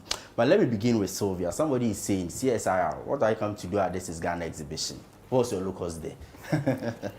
Okay, so CSIR, most people always ask, what is CSIR? What do you do? CSIR is a scientific research institute mandated by government to conduct research in all aspects in Ghana. Apart from that, we also have products and services which have been developed through the research that we've been conducting in the country. There are about 13 institutes under CSIR. There are lots of us. So we do research and come up with different products and services for the development of the country. I see. Yeah. And what are some of these products and services you talk about? So with water research, we have catfish, grilled smoked catfish and water. Our water is, the brand of our water is Cool. For food research, we also have the Kose, we have we have Banku mix, we have grits, maize grits, we have granite paste, and from our Forestry Research Institute, we have the honey and then the prekese. You know, so on the some market, of which we see here, right? Yes, okay. Some is displayed on the so this is peanut butter, yes, right? And this one is honey, there's right? honey, and then there's prekese, unadulterated. We give you the best products on the market. You don't want to forget that word, unadulterated. Hey, that is my selling word. I said that's a prekese, right? Yes. So prekese what? Prekese syrup. Syrup. Yes. What does it do? What is it used for? Actually, prekese syrup is a condiment. It helps in regulating your blood pressure, and it boosts your immune system as well. And then with our honey, it's like a replacement for sugar. So instead of taking sugar, which has its own consequences, you take honey. And there's the water from the Water Research Institute, yes, right? Okay, yes. So there's also banana mix powder, right? Or Banku mix powder, rather. I see, sorry, forgive me. So how is it like? Just take one of them and then explain to me how it works. So for example, if I take this, this is French. My French is not that good. So you let me come to the English. So this is soy pancake mix, right? Yes. And this is from your food research. Okay. Yes. So that's for making pancakes, yes, right? Okay. Yes. So we are bringing all of these to the Avle Sutherland Children's yes, Park, right, on yes, Saturday and Sunday. Yes. And we'll also have yogurts from our okay, Animal Research Institutes for sale. I see. But I didn't talk about this. Maybe let me finish with you, Sir Wilson, and then I'll come to you. So Microbot Academy, what do you guys do? Thank you, Nik, for the opportunity. Let me start with a story. Hey, there's a story to it. Yes, okay. There's a story to it. So, story time. 2011, I walked out of the university believing myself to be a first-class student. And I got my first job at the Intercom Data Networks. And the first day I showed up at work, I was tasked to go and replace a router in Medina with a Cisco router. It was a MikroTik router there. I got into the room and realized that I did not actually know what a router looked like. I struggled for the first 3 months. I got out of the job, I resigned, and then I realized that knowledge we get that in school, theories, and that is very relevant. However, skill is only acquired through apprenticeship. It will take one professional to hold your hand and walk you through the journey of acquiring skills. So I find that to be a big gap in our bringing up our young ones, especially in the 21st century. So Microbot Academy is bridging that gap. What we do is we get working professional engineers who are still on the field working to train and mentor the young ones during their weekends. With whatever they are learning in the classroom, they are guided how they can apply that to solve real world problems.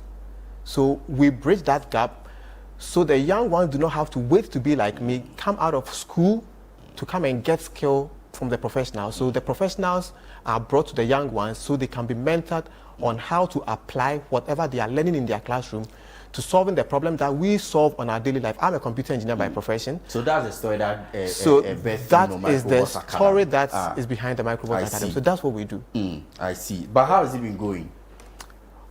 Amazingly beautiful. So let me take from this year. What we do here is being replicated in over 120 countries, governed by what we call the World Robot Olympiad. And we have had this opportunity to be at the World Robot Olympiad because of the Ghana Robotics Academy Foundation. That is the mother umbrella overseeing robotics activities in the country. This year, out of 26 teams in the Global International RoboFest World Championship, students from China, from Hong Kong, US, Britain, wherever you can think about, can you imagine the Ghanaian young ones were the world champions? That tells us that now the young ones we have here can match the Chinese when it comes to building fourth industrial revolution solutions. These are robots that are built to solve problems. And these students are matching the Chinese, are matching Taiwan, are matching the USA, are matching South Korea. They are first place. Last year we were second place. Last 3 years we were first place. So you can imagine how it's going. Beautiful so story. you are training people who can compete globally, right? Not just compete, but solve problems. They are problem solvers as well. They are solving whatever they are building in these competitions are solutions to problems. On my way here, I was driving with one of the students, and then we got a call. I put on loudspeaker. I said, "Hey, Kojo, Eddie is on the line."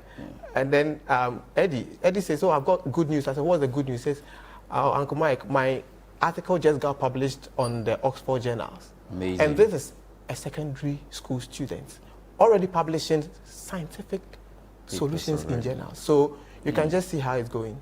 I see. So how many students do you have in the academy as we speak?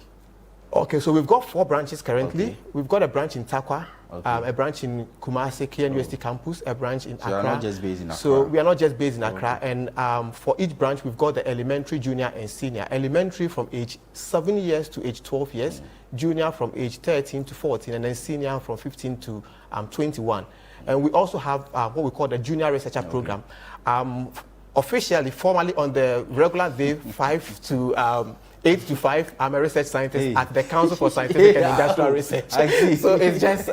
so she's your colleague? Yes. So on a regular day, and that's what I say. And that's what I say, that we are trying to bring the professionals to the young ones to say that, hey, if you are a scientist, if you are an engineer, on your Saturday when you are free, you can have a club in your area, bring the young ones and coach them how to solve problems. So...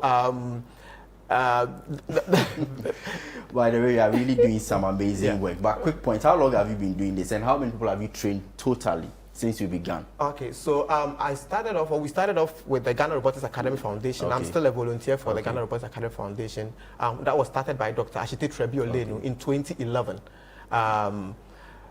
We were sponsored initially by the US Embassy, but fast forwarding, we have formed other institutions out of that, and Microbot Academy is one of such institutions. So if I'm picking it from 2011, when the initiative started with the Ghana Robotics Academy Foundation, over 20,000 students have gone through the initiative. But Microbot, we have a little over 2,000 for the past 3 years. Okay. Michael, really, really amazing story. I'll come back to you to really tell us about what you are hoping in terms of the exhibition, because you talk of your story and you also talk about the solution you are providing. So if you put the two together, what nexus or link you are forming there, then you speak to me about what you have here. But let me come back to Sylvia. Sylvia is my person.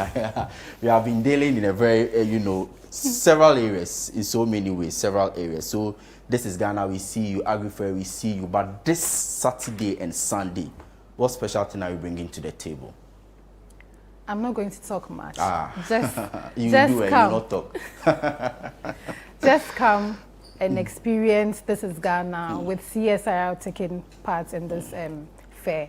Our products will be available for the public to make purchases, and food research will be there, water research will be there. Oil palm will also be there, selling coconut, oil palm, and then seedlings. Those who are interested in going into oil palm plantation, they can get seedlings from there. As well as animal research, we will have some of our nice tasting yogurts and on sale. By the way, usually when you come for these exhibitions and fairs, does it inform the kind of industrial research that you do? I'm just curious about it here. It does. It does. Initially, participating or taking part in these fairs is a bit very skeptical. But then now we're always looking forward to participate in any fair that Citi is organizing. So it's been a really good platform for CSIR. Yeah. So you are part of the people who say that we should do it more than once a year. Yes, with Doc. Okay. So Solomon, what do you have here? I'm really interested in this particular bit of for the display here. So, what's this? It's a robot you want to see. Okay. So this, what I have here is a solution that is being worked on by what we call our junior researcher program. So we are in partnership with the Responsible Artificial Intelligence Lab, KNUST, the Council for Scientific and Industrial Research. So for the students who have gone through our initiative at the senior level, we are pairing them with scientists in the CSIR in these institutions, and they are building solutions that can be deployed.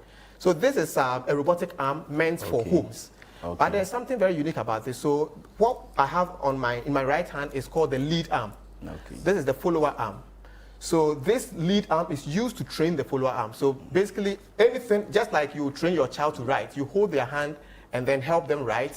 And over time, when you leave their hand, they can write on their own. So the lead arm is used to train the follower arm on any task you would want it to be able to do. And once you've trained it well enough, you can leave, and then the robot or the robotic arm will perform the task on its own. The beauty is that we are trying to get this into homes. Now, if you bought one of these into your home, and you trained it, let's say, to fold clothes, by holding the lead and controlling the follower to fold your clothing, over time, your follower arm has the skill of folding clothing.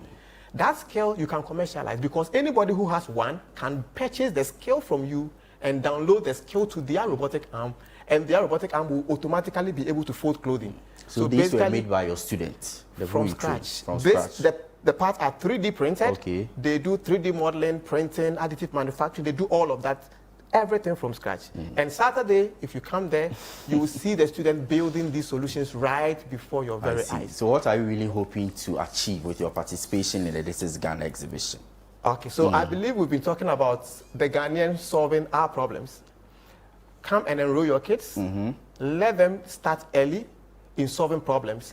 You would come and find young learners from age 8 all the way to age 21 in different categories, building, 3D modeling, printing, solving these problems. And what we expect is, let's enroll our kids, let's get them started early, and we can all see what is going to become in the future. And for us, another opportunity is for our kids to come around and see the problems that are being solved and pick inspiration so that they can help automate some of the things that we may be doing manual.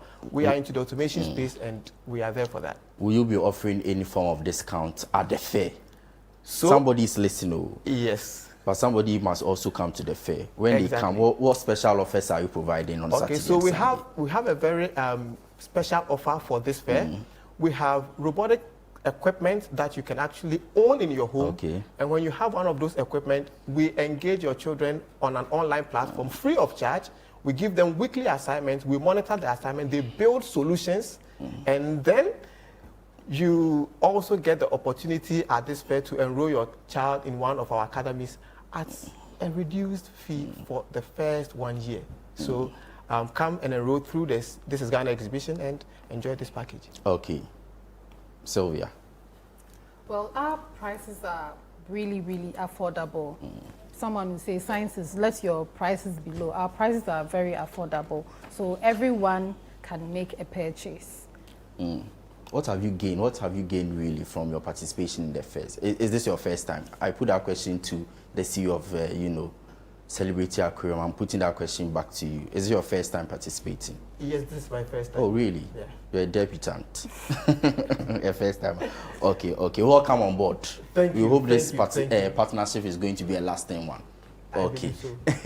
But you have exhibited for quite some time now. Yes. So I'm sure you really know how it goes and what really is in store for you in terms of the exhibition. But you have 30 seconds to really sell your product, to really convince anyone who is listening, who is still wondering whether to make his or a way to Afua Sutherland Children's Park on Saturday and Sunday. Why should they come for the This is Ghana exhibition and look for Microbot Academy, look for CSIR? You take over the whole place, CSIR. I know. Well, I put you on the spot, don't worry, because you have a lot of institutes, right?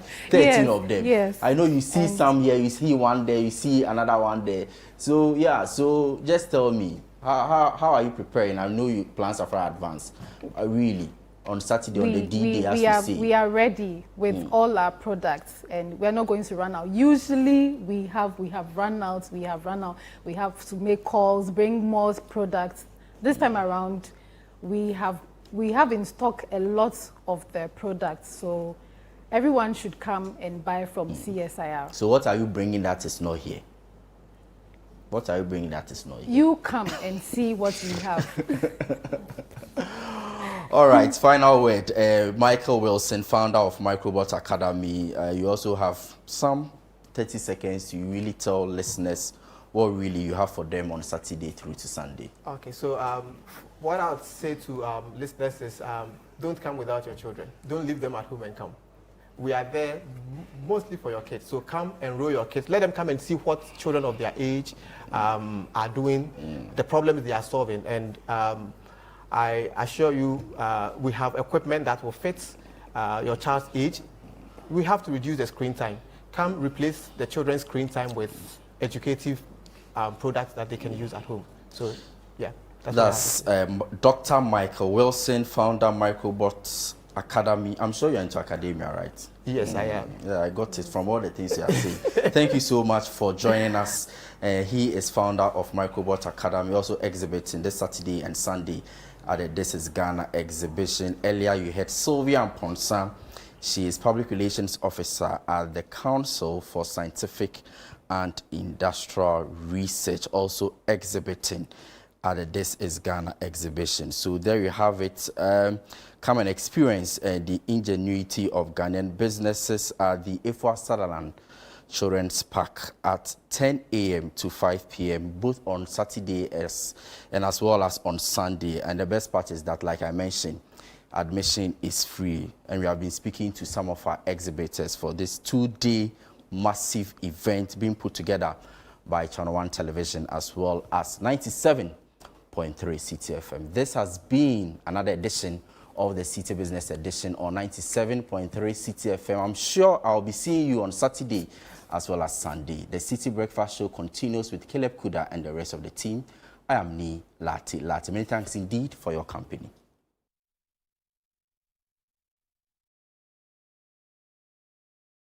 Breakfast Show, the city's biggest conversation. Join the conversation on the Citi Breakfast Show on Facebook at facebook.com/Citi97.3, Twitter at twitter.com/Citi973, and Instagram at instagram.com/Citi973 with the hashtag CitiCBS.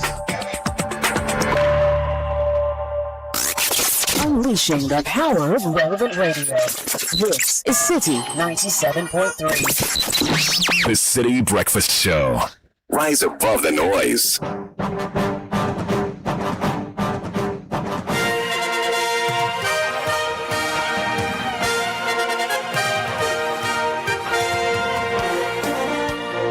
Hello and welcome to Kickoff on 97.3 Citi FM. This is Ghana's most comprehensive sports bulletin, and I am Kelvin Edem Kai. It is noteworthy that Kickoff comes your way courtesy of Polytown Ghana and Lesheho. Lesheho, let's improve life. Let's get to the details of the bulletin now, and we start with some continental news. Now, there has been a major shake-up at the Nigerian Football Federation, with President Ibrahim Musa Gusau, General Secretary Mohamed Sanusi, and members of the Executive Committee all resigning. The departures cap a turbulent period for Nigerian football, marked by failures to reach the 2026 FIFA World Cup and the 2027 FIFA Women's World Cup, alongside mounting questions over the federation's leadership. So how did things unravel at the NFF, and what comes next for Nigerian football? There is more in this report. The Nigeria Football Federation is facing a major leadership crisis, with President Ibrahim Musa Gusau, General Secretary Mohamed Sanusi, and members of the Executive Committee all resigning. But what has brought Nigerian football to this point? Gusau, who was elected NFF president in September 2022, resigned just 34 days before the end of his 4-year tenure. The NFF says the decision follows growing national dissatisfaction with the recent performances of Nigeria's national teams, while Gusau said his resignation is intended to make way for an orderly reform of the country's football administration. We have achieved when it comes to the league, and they were very proud about that, and we know S3 will trust us on that. When you go to the issue of referees, we made a very difficult situation, and we try our best. Then we try to identify that the best way for us is Nigerians are always clamoring, complaining about not having our representative. The biggest trigger has been Nigeria's failure to qualify for major international tournaments. The Super Eagles missed the 2026 FIFA World Cup after losing to DR Congo on penalties in the African playoff. Nigeria missed the World Cup for a second consecutive edition, having failed to qualify for Qatar 2022. The situation became even more serious with the Super Falcons. Nigeria's women's team failed to qualify for the 2027 FIFA Women's World Cup after losing 2-1 to South Africa in the qualification playoff. That ended a remarkable run of appearances at every Women's World Cup since the tournament began in 1991. The Falcons' setback also came after their disappointing campaign at the Women's Africa Cup of Nations, where they failed to defend their title. The NFF is expected to hold an emergency congress to determine the way forward, while the Federation's scheduled September 27 elective congress is also now in focus. Julio Ashirifi Amwa with that report. We move to Europe now. We have BBC's Conor O'Grady with the latest updates from the Premier League. BBC Premier League update from the home of Premier League football. Hello, I'm Conor O'Grady at the BBC Sports Centre. Liverpool are close to signing Bradley Barcola from Paris Saint-Germain for a fee that's expected to be in excess of $135 million. BBC Sport understands that a full agreement is now close. The forward has helped the French side win the Champions League in the past 2 seasons. Liam Delap's 1-year spell at Chelsea is over. He's joined Nottingham Forest after an injury hit last 12 months. Chelsea in talks to sign the Atlanta defender Honest Ahena.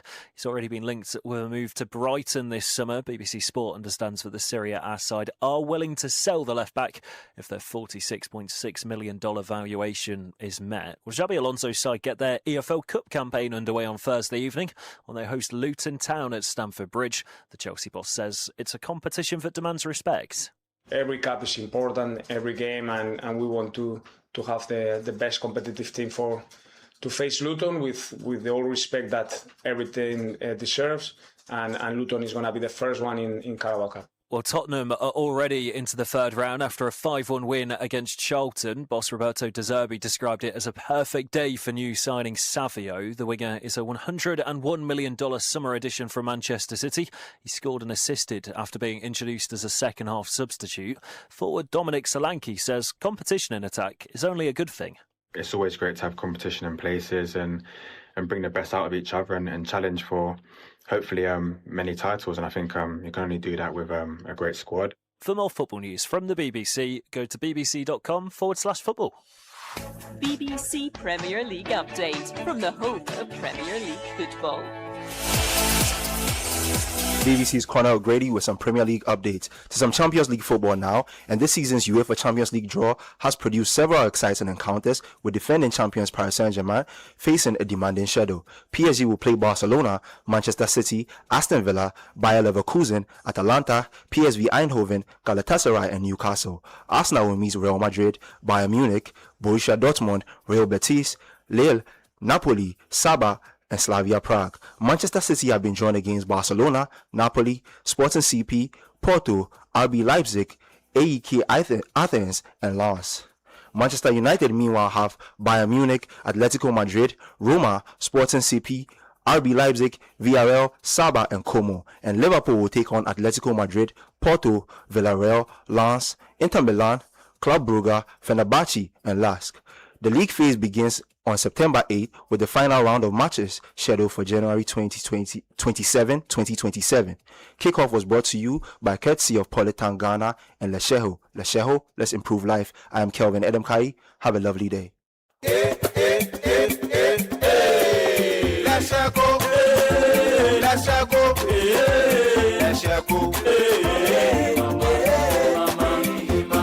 If you need unique services, innovative financial solutions, we deliver on our promise, cause we are number one.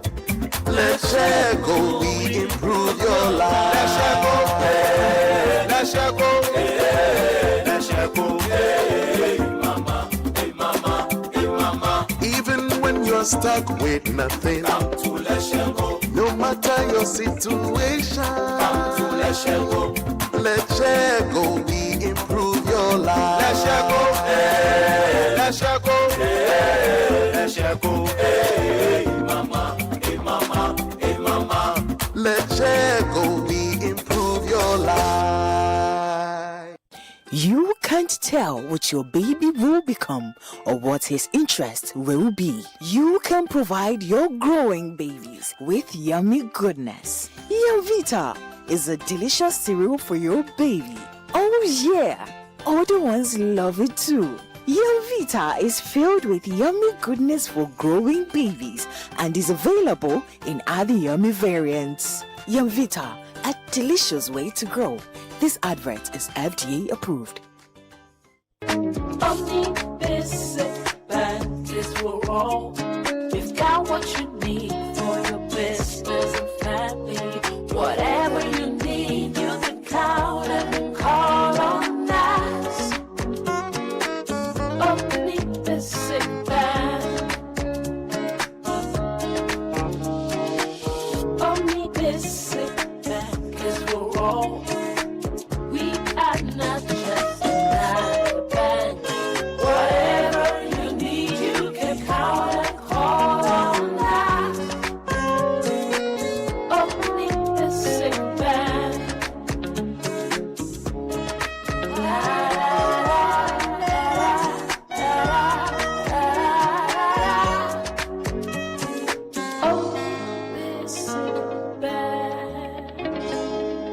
Not just another bank.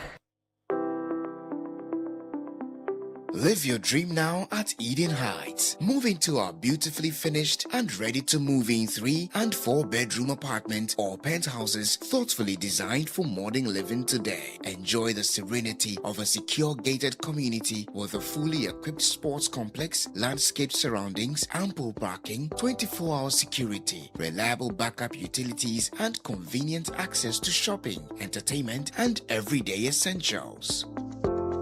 With up to 3 years interest-free payment plans and mortgage financing options available, owning your dream home has never been easier.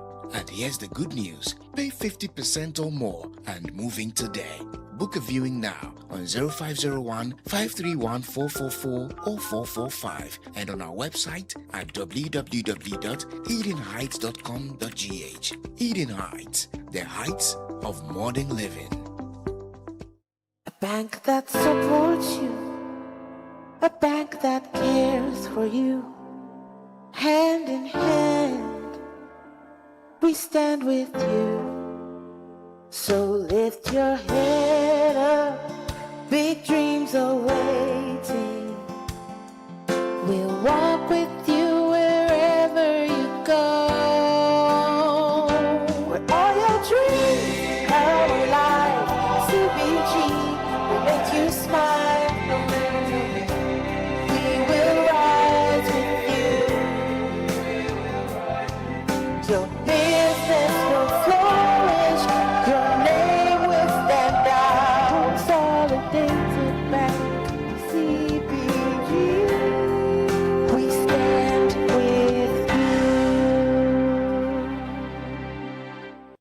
I become a millionaire, I will put a huge billboard right next to my ex's house saying, look at me now, I hate it. As for me, I'm quitting my job in staff. I hate it. Telecel is making millionaires this season. Not one, not two, but 3 millionaires. Each month, one lucky Telecel customer wins 1 million Ghana cedis for the next 3 months in the Telecel Mahetse promo. Plus, you still get to win 20,000 Ghana cedis weekly and 100 Ghana cedis daily. Bundle 10 Ghana cedis, airtime or data. Top up your Telecel cash wallet or your fixed broadband to stand the chance of winning. Visit the Telecel Play app or dial *500# to opt in for free into the Telecel Mahetse promo. Telecel, connecting energies. This promo is regulated by the NLA on the Caritas Lottery platform. Tell us how you need that. Enterprise life, abla bumi yanko. Wash us and then if you be blame, why you be that? May you know, and I like how I am cool brebo. Obisi ni ya breko. Obisi shiana kanyo. Obisi odinetila. Also, Yoko papa via meshiano, or remedy to seek cafiano. Yawo via enterprise life, wash the shema. It's to tell us how you want, tell us how you need them. Insurance to your doorstep, your preference, your advantage. Tell us how you want them. Enterprise Life. 25 years strong, rooted in love, driven by you. Defining the future together. Enterprise, your advantage. Come, let's go to the market.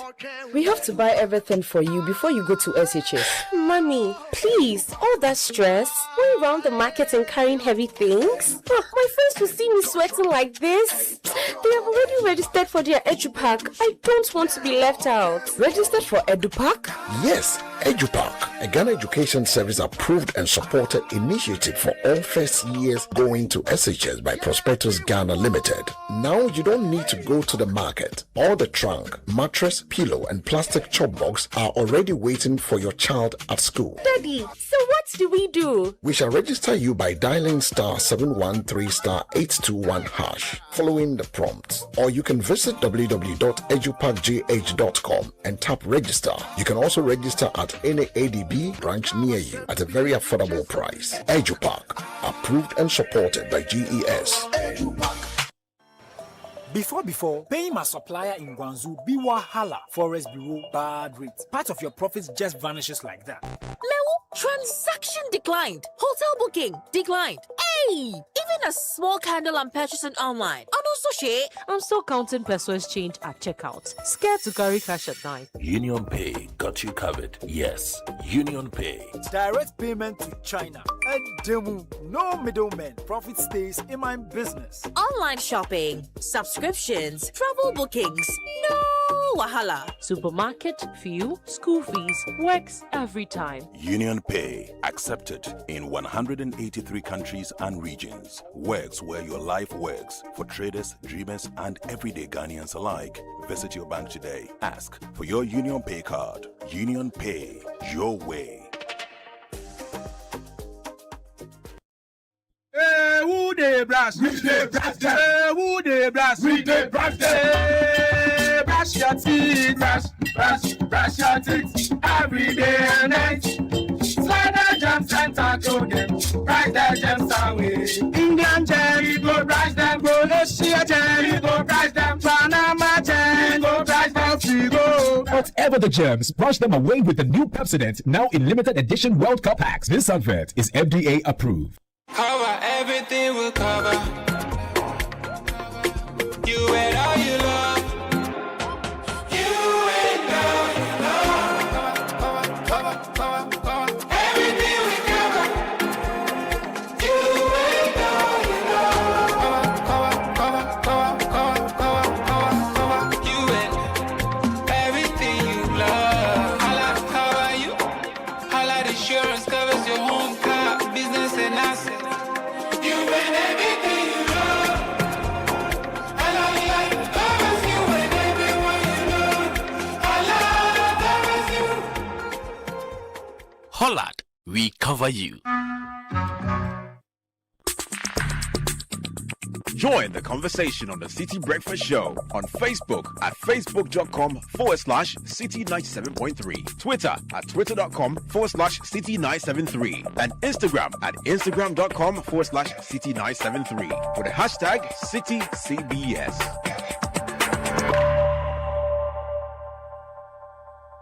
This is the City Breakfast Show, the city's biggest conversation.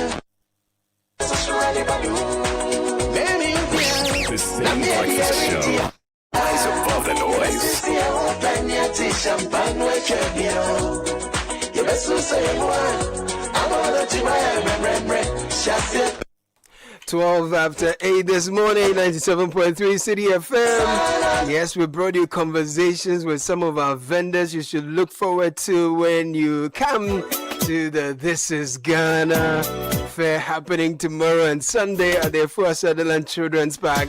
Listen, we're excited. We're looking forward to it. I have my list of items I'm looking forward to. Share yours with me. We'll find them together. But in particular, I miss those days we go to the market with our baskets. You know, these days when you go to town, you're coming back. The straw baskets, the burger baskets. Because this is the same time you go to the market, you're back. You have too many rubber bags. Yeah. That's actually going to pollute the waters. And so I'm looking for the basket that I can use to go and buy the goodies. You understand? And you can reuse those baskets. Reusable. So every time you go to the market, you put your things in, take it home. The next trip you Beautiful do same. Beautiful thing. I think we need to really encourage that because I mean, growing up, you saw that my grandma, maternal grandmother, was in the business of sewing. Is it sewing or weaving? I think that's the right terminology. Kevi, which is the straw basket. Sometimes it comes with a handle, other times it doesn't come with a handle. Yeah. And they have a way of dyeing the straw with various colors. So you can put in green there, you can put in red, you can put in yellow in some cases. But yellow is almost always close to the natural color. The natural color of the straw. Yeah. And it's a beautiful thing. It lasts like forever because when you are done with it, you just fold it and then you put it away. You can actually turn it into pairs of some kind, or you have the thing that you normally have a pouch, whatever it is. Yeah. But I think that for a long time we have departed from these things, maybe because we aspire to reach new heights in civilization. I think it's a convenience culture. I think it's a convenience culture that over the years we've taken on. I remember in the late 90s, early 2000s, we used to go and buy wache with our bowls. Exactly. Okay? Your mom will put a bowl or a glass, whatever, and cover it with a napkin. Place it in this your woven basket and you carry it there. But now the culture of convenience, and I think it's not really convenient because you see it's the fast life, fast food, fast everything. So when you buy the food in the styrofoam, you set and then you eat. But if you bought it in a bowl, you'd have to take it home. You'd have to put it in your plate and eat. Also, because after using that plate, you have to wash it. But the styrofoam, you just discard it. It's like plastic spoons. You quickly dump everything in the bin. Yesterday, Dr. Zaneto Rawlings made that point. And we made a point here, I think, last week or a couple of weeks ago, when we were talking about the. I remember the leaf matter you raised. Someone sent us the name. Certainly, I think it should be the go-to policy position. That regardless of whether you are in the office or you are home, unless it is in an exceptional situation where maybe you are on the go and then you have to go and buy food. Even in that case, where you don't need to carry a bowl, you must turn to the leaves in order to ferry the food from the vendor to wherever you are to go and eat it. Because again, when we were in primary school, majority of the time we're using the leaves, right? Because the water was and it has some taste. Which meant that we had less impact in terms of the environment. Exactly, on the environment. So hearing her yesterday isolate some of these issues, I think that governmental policy needs to move in that direction, because you remember those days they will send you go and buy kinky. Then you have the basket, as you rightly stated, and then the bowl. And there was always a skill in holding that glass bowls. Yeah, glass bowls. Because if you broke one, you were in trouble. So you held it as if you folded on it. Either glass bowl or the metal one. Yes, the metal one with the colors. Painting and flower around it. That one from Nigeria or something. Those ones are reserved for the old man. So if you and you see, here's the thing about it. And the ceramics. You know, because they use paint on it. Yes. If it falls and the paint comes off, the way they will beat you, because you so you hold that thing with all my life. But now you go, the wache is in a rubber bag. Then the pepper is also in another rubber bag. Then something else is in another. And then they put everything together inside one rubber bag. And there's nothing. I think it looks really odd. I mean, look at there's a photograph of Samens and Solar and some other, old guys. So they had gone apparently to local joint nearby and organize the tea challenge, and then they were walking and someone. I remember that photo. Like so odd, right? Yeah. But I think we can change that. We should, if we go back to the old ways. It might be a bit. Maybe off the convenience list, maybe because you don't want to wash a bowl. But even those days, this was the culture where they would tell you that, look, if you go buy food and you want the bowl washed, then you have to leave some for the kids, right? So the kids will wash it. It's an incentive. They'll eat and wash it for you. So then you always make sure that that also helps that you don't overfeed yourself. So you don't eat too much. You see the wisdom in this. So it's important that we follow that ancestral wisdom, because honestly, the mess around. You go to our beaches, plastics, the rivers. They go catch fish. You cut it open. Some of the fish have ingested the plastics. Plastic in the fish. And now you find out plastic is in our human body, and it's just bizarre. And what is worse is that we put food in the plastic, like when we buy the wache. We keep it in the plastic, and then we microwave it. Yeah, we even they serve the hot soup in the rubber, the margarine rubber, then they tie it and put it in another rubber. But you're making the point about microwaving in the plastic. That's right. And all of these things, the heat that you're applying to that, I think we need to. Sky, I agree with you. I think we need to pay attention to the amount of plastics we are consuming, because our food is carried in plastics, our water carried in plastics. Aside the impact on our health as human beings, then there's the sanitation problem, because these plastics are not biodegradable. In the past, if you ate your wache in the leaves and you were even careless and left the leaves on the roadside, it would degrade. It will rot and wilt away. But now you cannot do that. You cannot maintain that culture with the plastics. And that's what we find ourselves in. We eat in the plastics and we drop them by the roadside. But the reality with the plastics is that they're not going anywhere. True. We can't dispose of them. When it rains, you see that the floodwaters come with all sorts of plastics on top. Exactly. Sometimes you even wonder if it's water or it's plastics that is moving, because there's so much of that. Our beaches are inundated with plastics. Our fish are contending with the plastics and even ingesting some of that. You know, and the reality is that we most likely have microplastics in our bloodstream. The scientists will confirm that. Eating and all of that. And we need to take a decision. And you know, when I watched the videos from Nepal, right? Yeah. I saw the same menace. The plastic thing. Bottles, like all kinds of things floating, you know, rubber bags. In my experience, I think the turning point was when we turned to, you know, penny di penny, that water. Oh, yes. Penny di penny. So previously... So my grandmother sold water, right? Okay. They'll put block in it, and then they'll put 1 cup on it. That's right. Or 2, 3, 4. And then so there was the one serving cup, and then there were the other cups that people would use. No, and the towel. You left the towel. There's a small towel. There's a small towel that when you finish drinking, they'll use it to wipe it. Really? Small. Yes, man, I remember that. Clean it. Really? No, but Uncle Sam, they had on their elbows, they carried a smaller bucket. The one they used and then wipe it and then serve it back. You know what happened was that then the 1st December came. Yeah. And then there was so much talk about transmission of communicable disease, etc., tuberculosis, and all kinds of things. So to transition. Then we went into the bag, they blow your hand.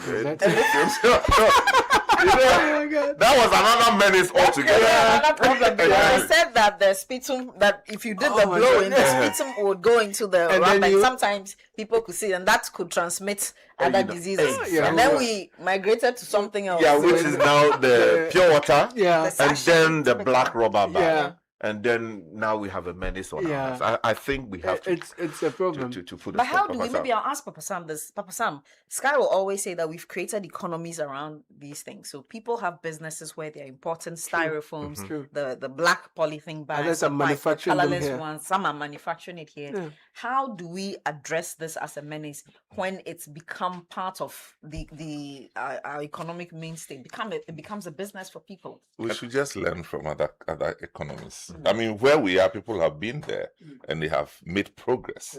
So we should just copy and paste. Simple.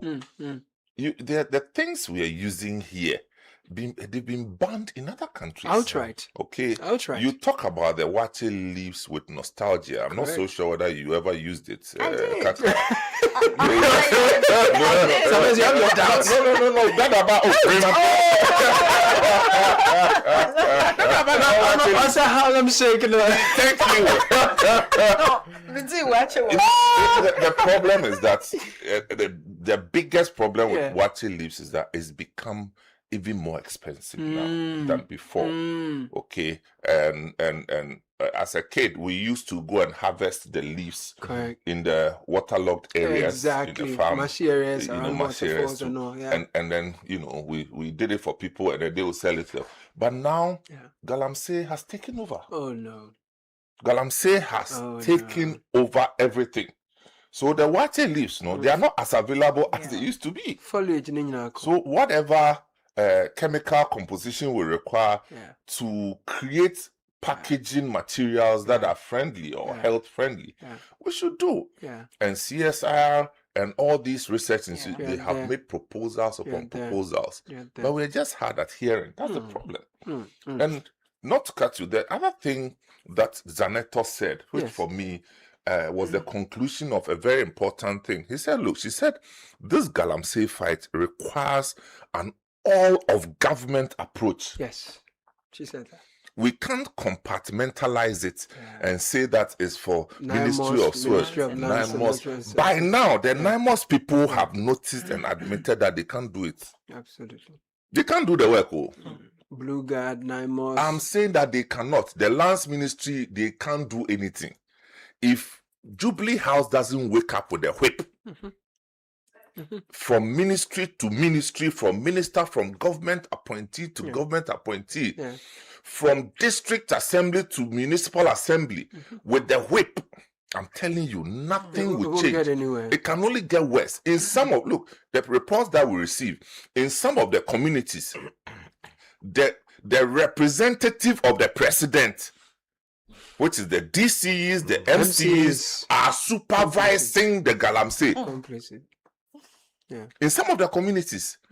So I think for me, once she said it, it gave me some reassurance that she understands the context and the demands that is required. But whether she will get the needed support from the presidency, galamsey can never be handled by a ministry nor a department. It can only be handled from the presidency's strength. So if we are relegating it to a certain ministry, then let's shut shop and close our minds, and then go and buy wapi and start sucking wapi. You don't know about wapi. I may know it, but I don't. Tomorrow you will see wapi. This is Ghana, black and white. Oh yes. Listeners, please educate them for them. Charlie Wapi. Whoever created that topic called Wapi. I don't know if the black and white. It's the black and white one. I think let listeners. I know it has.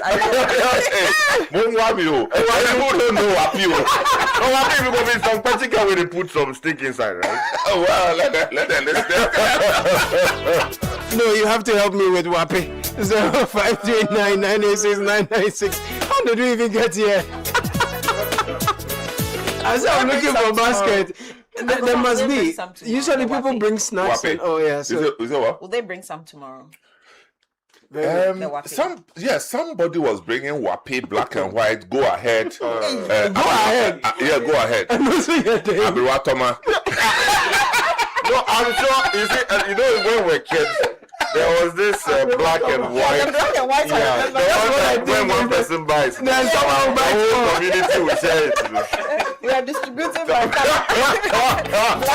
for you. They say, you do your hand like this. So it's Namdela. Yes. Somebody Namdela. What is Wapi? And tomorrow, Charlie, please. Those of you coming, we are starting Chimpe there.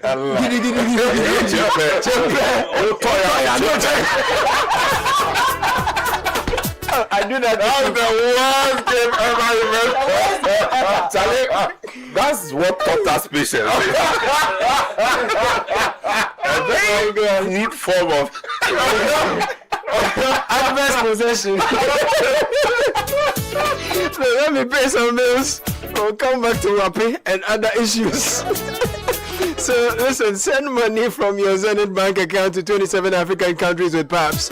No stress, no delays. Dial *966#. Select Zenith Cash. Choose cross-border transfers and simply follow the prompt. You can also enjoy the convenience of Zenith Internet Banking or visit any Zenith Bank branch nationwide for your cross-border transfers. Whether you are paying suppliers, supporting loved ones, or settling bills across the continent, Zenith Bank makes it fast, secure, and seamless with PAPS. The Pan-African Payment and Settlement Systems PAPS has come to stay. Start your cross-border PAPS transfers today with Zenith Bank and experience true convenience. Zenith Bank in your best interest. Oh yeah. Yamvita infant cereal with milk is making feeding time easy. It's enriched with 16 essential vitamins and minerals. You only need to add previously boiled water. 3 exciting variants: wheat, rice, maize, all going for 5 cedis, 50 pesos each. This is real value for money, affordable, nutritious, and convenient. Yamvita, good nutrition for a strong start. I tell you about every dream because each has a home. Yours does at Heritage Christian University. It's located in Amasaman behind the Olympic Stadium. You're assured of value-driven education that prepares you for the world of work. Our students are challenged to turn ideas into businesses that feed families and employ communities. Admission is in progress. Wide range of undergraduate and graduate programs. 0547 777 731. hcu.edu.gh. For more information, visit this website, Heritage Christian University, educating compassionate entrepreneurial leaders. What are mattresses made of? Do you know? Because these days, the mattress some boys and sisters are sleeping on, they wake up and they have body discomfort all over. Are you serious? Other things are in the mattress. But you need to go for quality mattress. Many of these cheap mattresses I'm talking about are made from low quality mattresses that can lead to discomfort, poor sleep, unnecessary replacement costs, etc., etc. Choose quality, choose comfort, choose durability. For almost 60 years, Latest Foam has been Ghana's trusted mattress brand, providing certified quality and unmatched comfort for homes across the country. 0302-231-155. LatestFoamGhana.com. That's our website. Our showrooms are all over the country. Ladies and gentlemen, what is Wapi? Do you have picture of Wapi? Because I remember there's a song, I said Mafi Odono Wapi. There's a song be like that. I don't know if I'm gonna. Yeah, but if you have a picture of the Wapi, send it to me. 0539-996-996. Calbank, Sames. People are reminding me of another one. So there was another one. Ansaki, thank you. It's Agatha. Oh,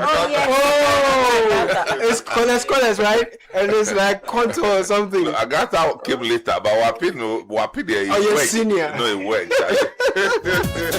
He had passed on. Agatha. Sames.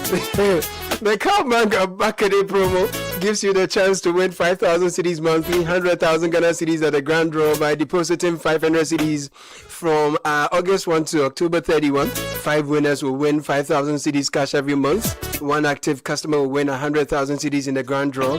Don't forget, deposit 500 cedis or more and stay active. The more you deposit, the better your chances of winning. Promo runs from August 1 to October 31. Don't forget, use the Calbank app or USSD via mobile money, deposit money to or visit any Calbank branch or agent. You can also use any cash accepting ATM. Calbank, forward together. So I'm excited about this particular one. It's happening today, August 28th. The Ghana Exim Bank and North Shore Apparel Ghana Limited proudly present the official opening of Phase 1 of the North Shore Apparel Hub, a wholly Ghanaian-owned apparel manufacturing enterprise operating within the 24-hour economy initiative. Is located at Savelugu and is funded by the Ghana Exim Bank and other partners. The North Shore Apparel Hub will officially open on Friday, the 28th of August 2026. It's creating jobs for 3,000 people upon commissioning and up to 10,000 jobs at full operation. President John Dramani Mahama will be doing the official opening. He'll be assisted by the Minister for Trade, Agribusiness and Industry, the Honorable Elizabeth Ofosua-Jare, and Chief Executive of the Ghana Exim Bank, Honorable Sylvester Adina-Mensah. It's today, 12 noon sharp, North Shore Apparel Hub, Savelugu near Tamale, Northern Ghana. You got to be there. And I'm excited about the prospects of businesses like this, and businesses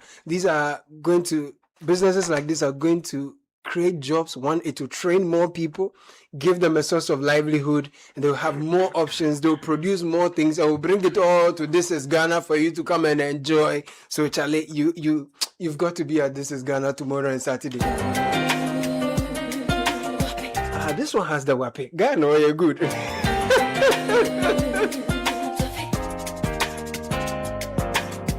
Media situation, media war. I can't take me alewa. Being you way to order new Wapi. Media situation, media war. I can't take me alewa. Being you way to order new Wapi.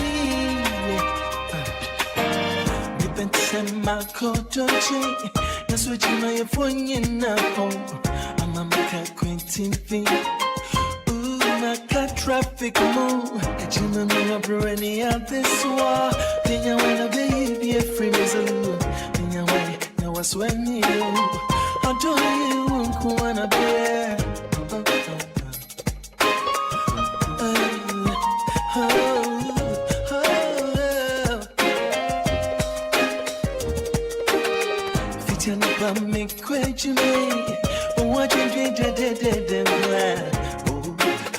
get to war. And I'm going to want my dream.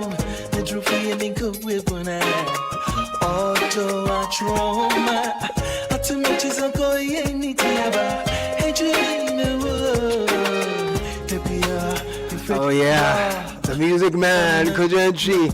Listen, Sky, I think we're talking about yes. That one when Rollins hits there, they say, hey, you're fullback. Anyway. So, hey, you're fullback. Anyway, let's go. Admission to Valley View University is officially open. We go beyond academics to shape character and empower you for the 21st century. Whether you're a fresh high school graduate or a working professional, Valley View offers flexible weekend, weekday, and sandwich schedules tailored to your lifestyle. We offer diploma, undergraduate, and graduate, that's master's and PhD programs. We run programs including business administration, nursing, midwifery, mental health nursing, computer science, business information, a host of other courses. If you jump to admissions.vvu.edu.gh, you'll find out more. We have campuses at Oyibi, Kumasi, and Techiman. 0307-010-260. Call this number if you have a need for more information. Valley View University, where academics meets purpose. I'll take you to Parliament shortly. We have an excerpt of the conversation that was had between the members of the vetting committee and the minister nominee for the environment, relating the issues we are talking about. And we will also segue into some of the highlights of yesterday's vetting and more on This Is Ghana. We've not done dedications yet, I'm aware. Send them through 0539-986-996. I'll get to them in a bit. PPA Electricals offers 100% genuine electrical products from top global brands and up to 5-year warranties for home, commercial, and industrial needs. Enjoy August discounts and a chance to win a free generator at their branches or online. T&Cs apply. Remember that. Our products range from distribution boards, circuit breakers, solar cables, AVRs, Huawei solar packages, smart home DIY items. And we stock trusted global brands. You will find us all over the city, Dowenya Community 25, Afia Mataeko, Yarefa, Kaswa, Uptown, North Industrial Area, Opera Square, Spintex, on and on. Online, store.automationgana.com. Call us 050-349-8181. PPA Electricals, genuine products, expert support, guaranteed quality. Let's turn our attention to some dedications now, shall we? Yes. Let me take this one coming in from my mate at Gimpa those years, Ernest Asante. And he says, good morning, for a happy 10th birthday to my beautiful daughter, Kayla Asante, or Asante. Kayla, you are a blessing and a source of joy every day. We are so proud of the smart, kind, and amazing young girl you are becoming. May your special day be filled with love, laughter, and happiness. It's coming in from Daddy Ernest Asante and Mommy Mimi. And your brother actually, Kendrick, who says he loves you so very much. So happy birthday to you. And also happy birthday to Auntie Bina Echampong. Again, this one is coming in from Ernest Asante. Nice one. Yesterday, I was at the inaugural lecture of Professor Kweju Apieje Echia. And it was such an awesome moment. I met many people who sent their love to the team. Beautiful. There was Irene Osei Ado Esquire. She says she doesn't go a day without listening, and she loves your laughter, Sky. Now that somebody said they love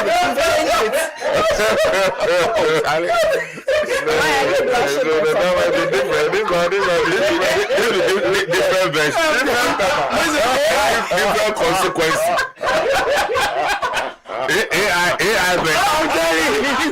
I'm telling you. Oh my word. So yeah, congratulations to Prof. And a very good morning to the Vice Chancellor, Professor Donaba Piamfo, and the entire university community. Exactly. Yesterday, some justices of the Supreme Court were at the inaugural lecture. Beautiful. Her Ladyship Mensa Bonsu was there, Henrietta. I saw the OSP as well. Oh, beautiful. And some former vice chancellors, many lawyers who were there. Yeah. So, yeah. The VC says she also sends her greetings to the team. Oh, beautiful. We celebrate all of them. Prof, we'll see you at This Is Ghana tomorrow. Exactly. Prof Anaba comes to This Is Ghana. Yes. Incognito. I'm telling you. This year, the one you can will blow your cover.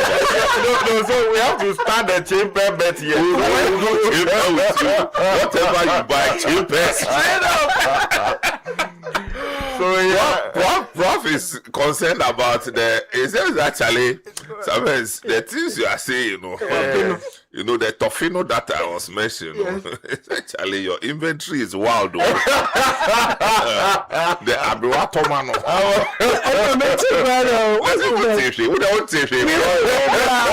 Abrewa Toma. Yes.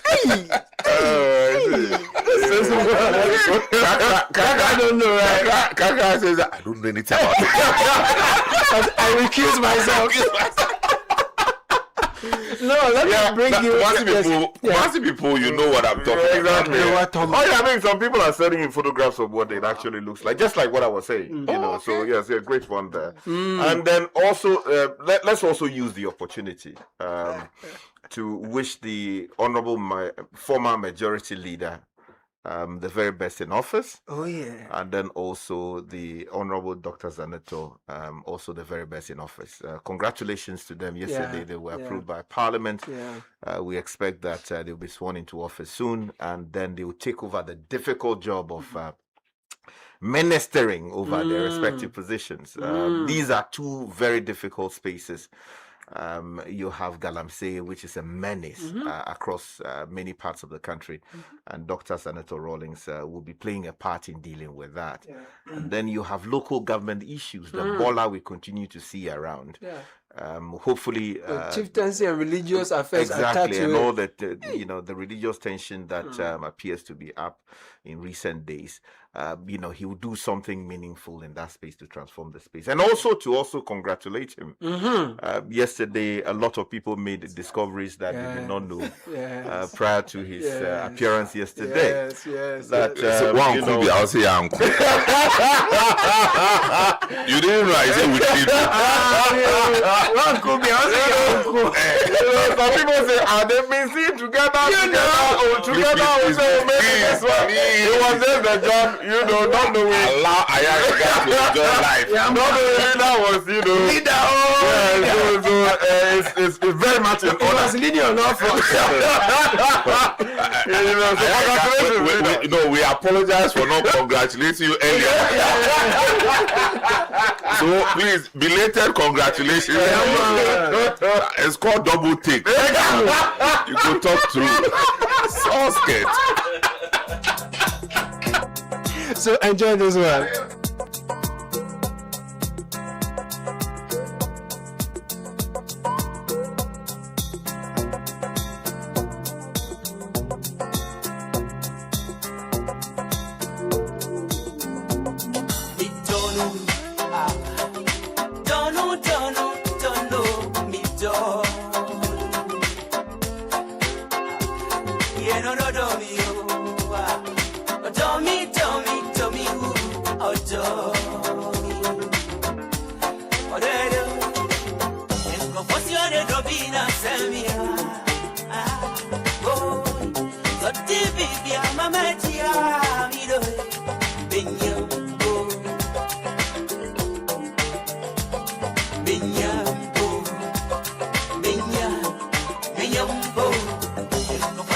Drop in a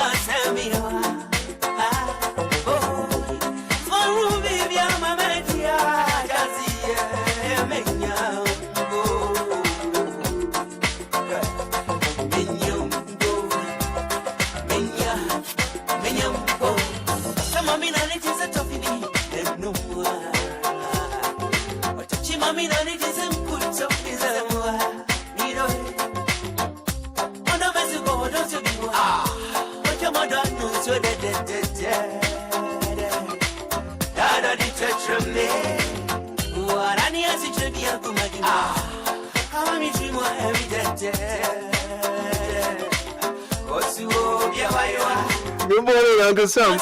Where from all these? The wapitofilo is the one you put in your palm and add saliva and use a finger to mix and lick. No. Can you confirm this? No. Because this is what FDA even sent us a message. It's an independent candidate. Wapi is the only toffee that when you put in your mouth, it can take like 1 hour to melt. As the name suggests. Wapi? Are you hard? It be hard.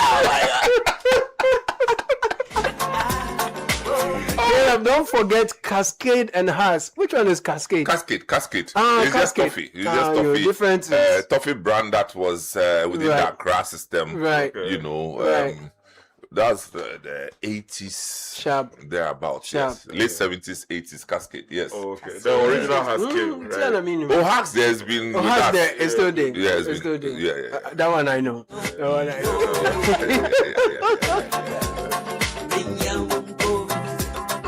Quick one, happy birthday to Makafui Anane Anku. God bless you always and age graciously.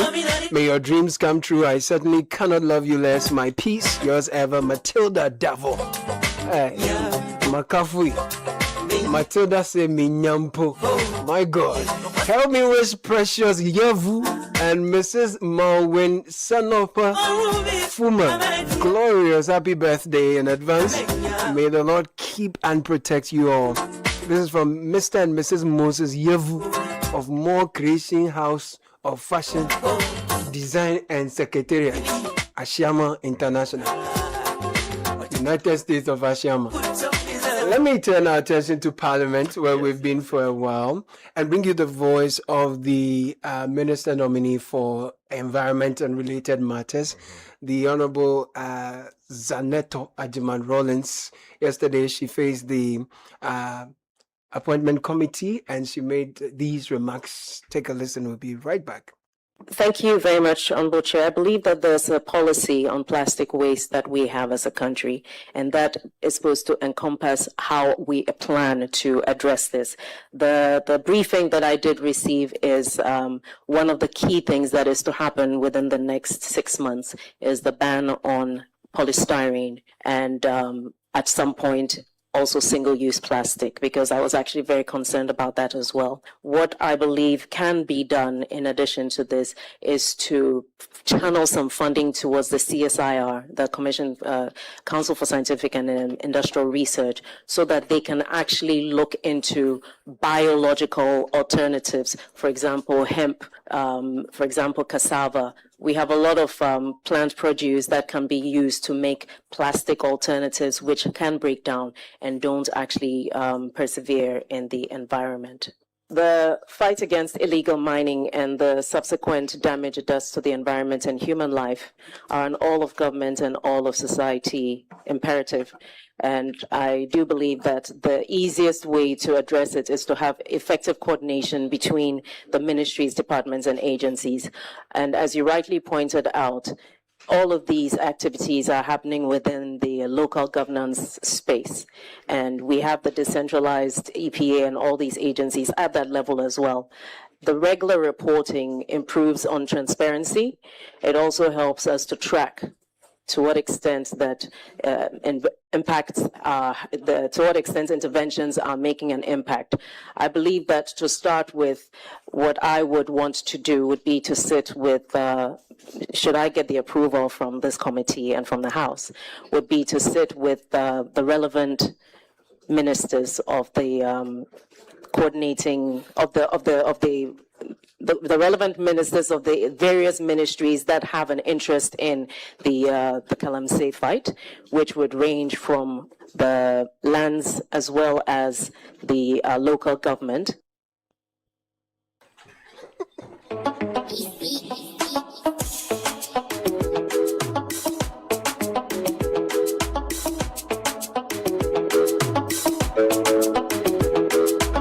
So, I mean, there are two issues she spoke to that are of interest to us. One, the Galamsey issue, which Samens you've already broached. And then two is the plastics issue and the concerns of banning them, the effectiveness of same. And earlier, I was talking about and reminiscing actually how in the past you would go to town, you would go to shop with your own basket, you would go, come back, whatever you use, you will wash it, Now everything is convenient. We have more plastics, so the packaging is plastic, the material itself is plastic, too much plastic going on. Do we have really, as a government, against the lobbying power of those who are into the importation of plastics and the manufacturing of same, are we willing and do we have the political will to actually ban these outright? I remember the president talked about the banning of styrofoam last year and talked about how we will give a year or two for those who are in the manufacturing to properly transition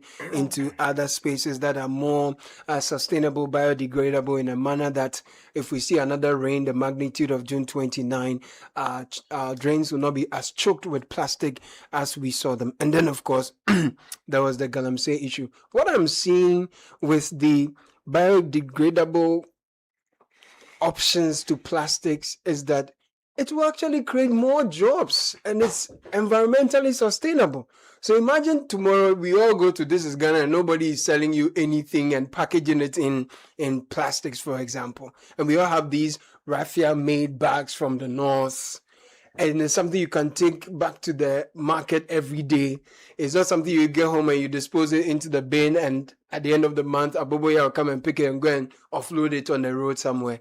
The whole thing is interconnected in a way.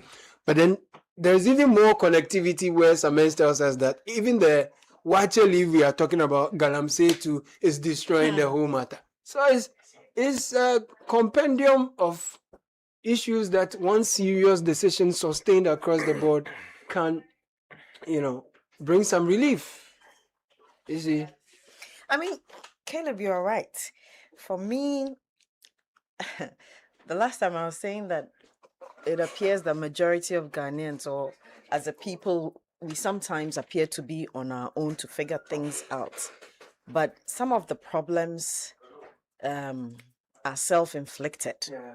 While we wait for the day the state or our government will get to work, I think from an individual point of view, we all have certain personal responsibilities to the country, to the environment we're in. I think we need to start, and this is in support of Sky's point about policy, government taking on this as a matter of policy. But I think for us as a people, we need to pay attention. Okay, so whenever we're buying food, if we're stepping out of our homes to buy something, if we are packaging products to be sold, we need to have a full throttle thought about whatever it is we're using for our packaging. So if I'm buying food, I have to think about, after I'm done eating the food, whatever the food is contained in, what happens to it? Right. I feel that a lot of the times, many people don't think about that. Yeah. And that's why we've tried several times to segregate our rubbish, our waste, where you have to put paper here, you have to put plastic here, and then you have to put the biodegradable. But that never works because nobody actually pays attention to that. And in fact, the collectors, the rubbish collectors and aggregators themselves don't do any segregation. I shared my experience that I was trying to separate plastic bottles from my domestic and other waste, but the collectors will come, rip everything, put them together, push it down so that they can have more space to collect. So it's a certain consciousness that I think doesn't exist. I don't know how much of environmental protection goes into our education. I think, for instance, like wildlife and forestry has to be a subject that is taught right from basic school. Wildlife and forestry. Yes, for you to appreciate your natural environment, the need. You know, they say that when the last tree dies, the last man dies. Exactly. We need to. So we need to understand the the essence and what the biological essence that the trees, what do you call it? Biodiversity? Yes, biodiversity. That the trees, the plants, the flora and the fauna, the animals, the insects, they are all there in the environment for a particular reason. Some of the things they emit help us. And so we need to appreciate that if we're not teaching that in school, if you're not teaching people about their water bodies, about their forest reserves, then you have adults who don't see anything wrong with, trading in Galamsey, getting, equipment, tractors and what have you, raising down forests, raising down farms, just so they could get into the soil and mine, polluting the water. I mean, fundamentally, we all know that we're getting to the problem of greed. And that's why I was disappointed when civil society sort of pleaded, had several meetings with I think they did press conferences also, and also met with the presidency.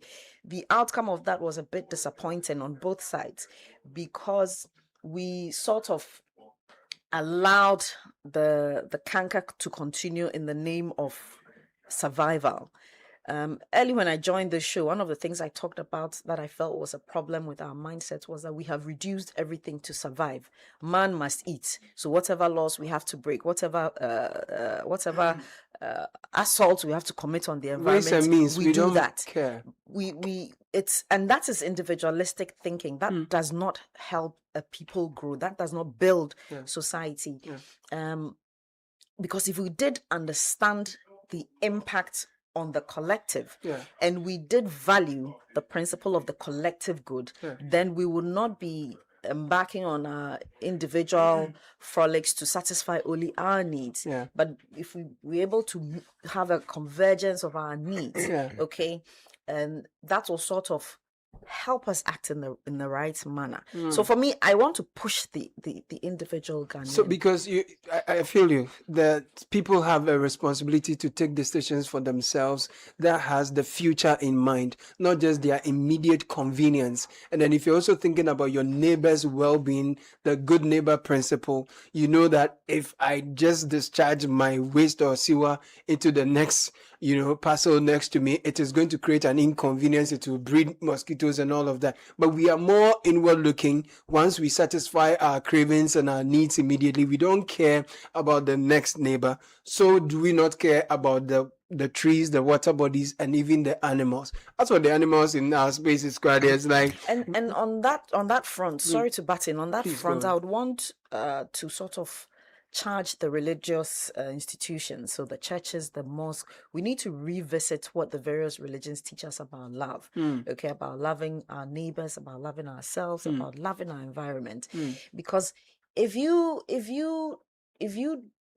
take a walk or drive around, there's too much anxiety, there's too much worry about tomorrow, there's too much hustle, there's too much of that kind of energy that I need to make a quick buck, I need to do XYZ.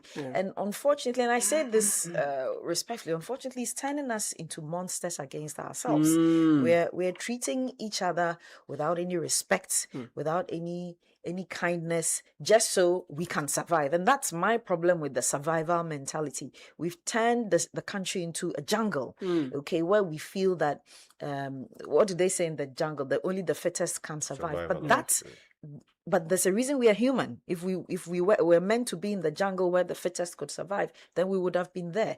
And so turning our society, our human society, we are supposed to be at the top of the primates. If we're turning our society into a jungle, then what's going to happen to the generations that come after? And mind you, the cultures that we show, they are watching, they are learning. Remember, we've sat here and spoken about how we see some kind of corruption even at the secondary school levels when it comes to their examinations, where increasingly there's exam malpractice. You have students even inserting monies in their exam papers to influence examiners. And so it's really about the mindset, the kind of culture you are handing down to generations after you. And I don't think that we are creating a good culture for the generations after us. So our options, our lifestyle, our decisions, our consumer-focused attitude without thinking about the future is destroying us, and we are not even seeing it.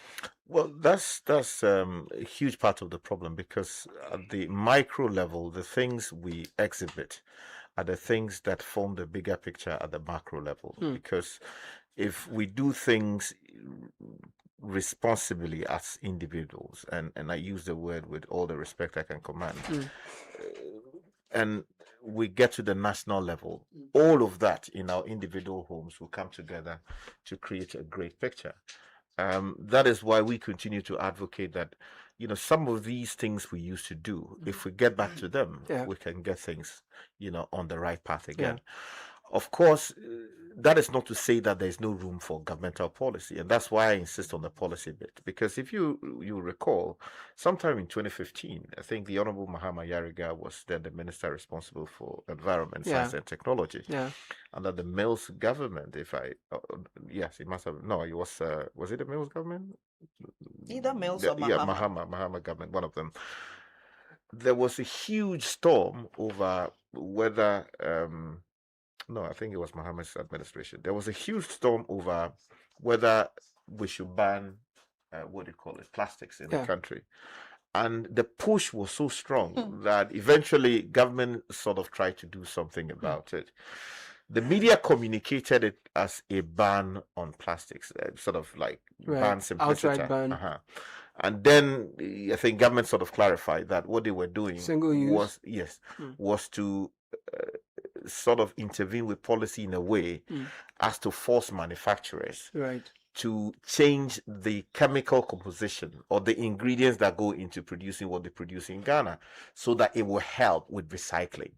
I remember, there was this story published by the Ghana Web. You find that plastics have not been banned, quoting the Honorable Mahama Yariga. And the story says Mahama Yariga, Minister of Environment, Science, Technology and Innovation, on Tuesday said the sale and use of plastics have not been banned. And there's a quote here that says plastics are very convenient for packaging, and Ghana as a country cannot do away with them.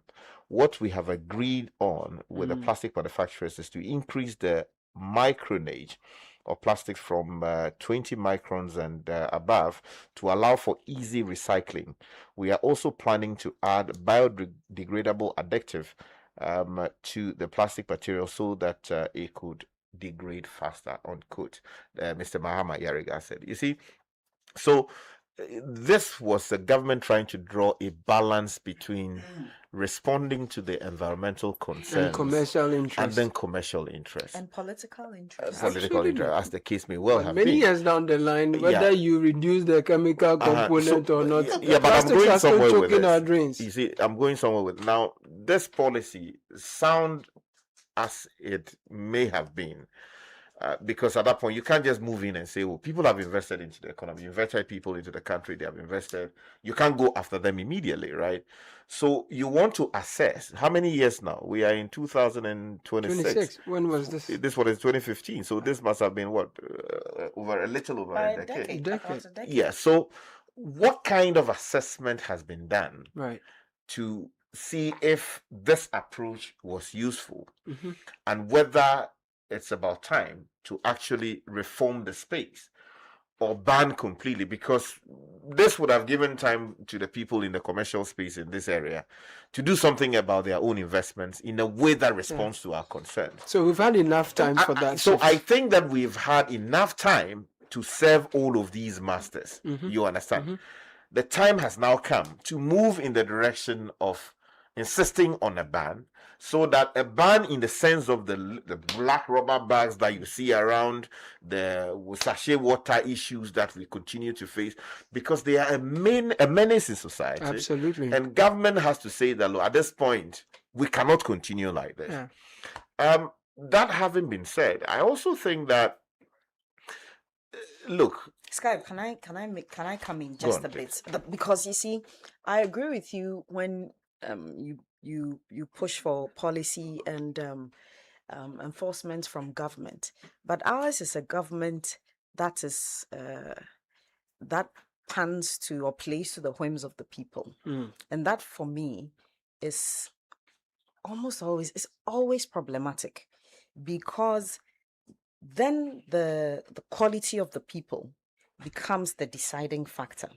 So if the majority of the people do not appreciate the need to outrightly ban plastics. They do not appreciate the impact on the environment, the impact on person, human health. Then we are going to have governments who obviously will place above their political interests. And say, but whose okay, job it is to make the people appreciate the extent of... I'm coming.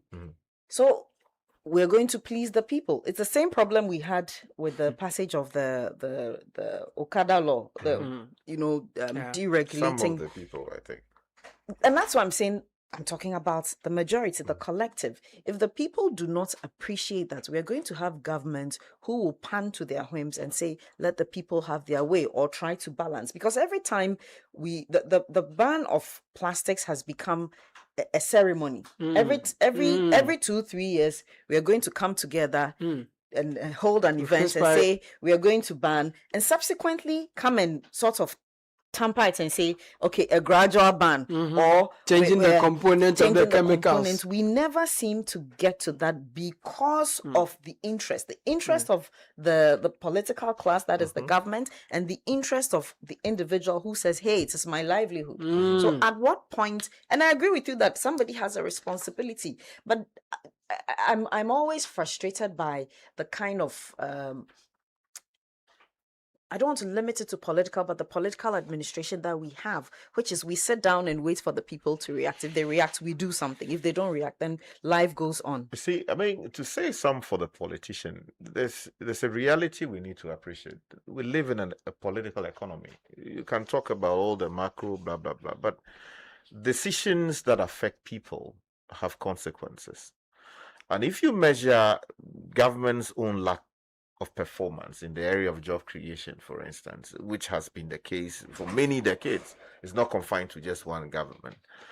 What you appreciate is that governments are often very hesitant to move into a space that is providing livelihoods for people, even if it impacts the greater exactly, because in an adverse manner. Yeah, because the excuse is that, okay, you've not been able to create. You have not been able to create enough jobs.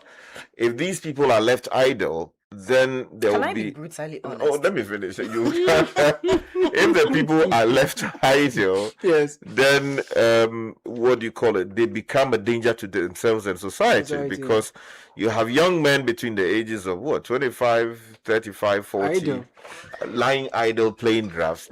If you don't have anything meaningful given to them, then someone might inspire them to do something. It's the same excuse you've given for the Galamsey. It's the same excuse you give to Galamsey. Now, you know, I'm saying this not to say that is their right approach, but there's an attempt to sort of balance the scale delicately in a way that doesn't, sort of upset national security in a terrible way. Yes. Because once you say you are going after them, then you must have done something meaningful to take them. Sky, when they're in opposition, that's not to say that I endorse that approach. That's well but I'm just talking about the political, economic reality. And that's fair to represent their perspective also. Why I talk about being brutally honest is that I do not, and I say this with the greatest respect, without any prejudice or malice, I do not think that leaving people be or letting people figure out things for themselves because you have failed to provide for them any jobs is in the interest of the people. I'm an eternal skeptic when it comes to the political class. I do not find that the things they do are in the interest of the people, but in their own interest. Because you see, in as much as there is unemployment, governments over the years have not been able to they failed catastrophically create jobs or create the environments to create the jobs. Because even the environment, the SME sector, if you come there and you listen to the challenges, it doesn't appear that our governments over the years want to even help them create jobs. I think it comes back to their interest. It is in their interest to allow people be, to let people be in the name of let them figure out if they're going to hawk, they're going to hawk. They figure those things out. It still comes back to their interest at play. I think ultimately the balance we should call for is that go after the people while taking concrete, visible, quantifiable steps to ensure that they create alternatives. Exactly. There are, people don't want government to necessarily give them jobs, right? What they expect is the right set of conditions to allow them to figure things out for themselves. Because you as a person, you do know what you are capable of doing, right? Many people are rotting away in government offices when in fact they could be using their hands to build things that can earn them millions. But perhaps the conditions are not right. You have investments in the SME sector where people are struggling to actually get things going because, as you always say, GRA is going after you even when you have not worked for some time, right? There are many other problems in the space. Tax levels, you're dealing with issues concerning local people. The police people are also on the roads doing their own thing. And then the assembly people are also coming after you. All of these things create a difficult environment for people to be able to build things for themselves. So a government that actually wants to address both ends of this particular problem will say, okay, let's go after the plastic people brutally, right? Let's go after the Galamsey people brutally, while creating opportunities that allow them to transition into spaces that are safer for so it's a balancing act that must be done. And that is where we seem to lack. I like that. On that note, you mentioned property revenue generation, and I want to use that opportunity to segue into what the incoming minister for local government spoke to with respect to revenue generation, property rates, revenue generation on property rates and related matters. So let's bring you that quick inset, and then we continue the conversation. And say, how about if in every district we identify the actors and where they are carrying out the actions and find a way of ensuring, of course, not in water bodies, not pulling down existing cocoa farms and etc. But how about if we strengthen the regime of small-scale artisanal mining and make sure that at the local level, the MMDC pay close attention to small-scale artisanal mining as an economic activity, Why would we be interested in Newmont coming to carry out large-scale mining here, and yet in areas where the defined ore is not worth large-scale mining, but there's still some gold, we don't also now try to structure, the artisans and the young people to carry out small-scale mining activity legitimately. So I will approach the job with that attitude that let's engage, let's ensure that they are doing it legally, let's invest in EPA and have a lot of personnel at the EPA, let's invest in Minerals Commission and have a lot of mining engineers who are in every district, who identify every single space where a mining activity is. You indicated the first major thing I will do as minister is to put in place an infrastructure for us to immediately identify all properties across the country that are supposed to be paying rates to the assemblies. What we have now is we have the street naming and addressing, house numbering program. But what that does is it simply gives you the location of a property and a particular address. But it doesn't tell you the nature of the property, the value of the property for the purposes of levying rates. And so we will embark on a major exercise of identifying all properties, having them properly described and having them properly valued so that the assemblies can levy the appropriate rates. And to deal with the problem of people taking the money and pocketing it, we will also try as much as possible to ensure that everything is digital. The idea of having a national cathedral is, in my opinion, a wonderful, exciting idea. I don't think there's anything wrong with having a national cathedral for the Christian community in our country. If you are asking specifically about the national cathedral that President Nana Akufo-Addo, when he was president, initiated. I also don't think there's any problem with the idea. I think it was a good idea that was badly executed. Otherwise, I don't think there's a problem with having a national cathedral. I personally had issues with the location. I thought that the location would rather just increase the traffic congestion in that neighborhood. And I also felt that it wasn't the best idea that, given the availability of a lot of land by the ocean, that we hadn't elected to use those lands that were free, and then we pull down bungalows. The second issue is also that I believe that we should have mobilized a lot of private and philanthropical support for the construction. And that also, I think, was a shortfalling of the entire project. But if I am approved by this House and I become the minister responsible for chieftaincy affairs, I will engage the leadership of the Christian community in this country.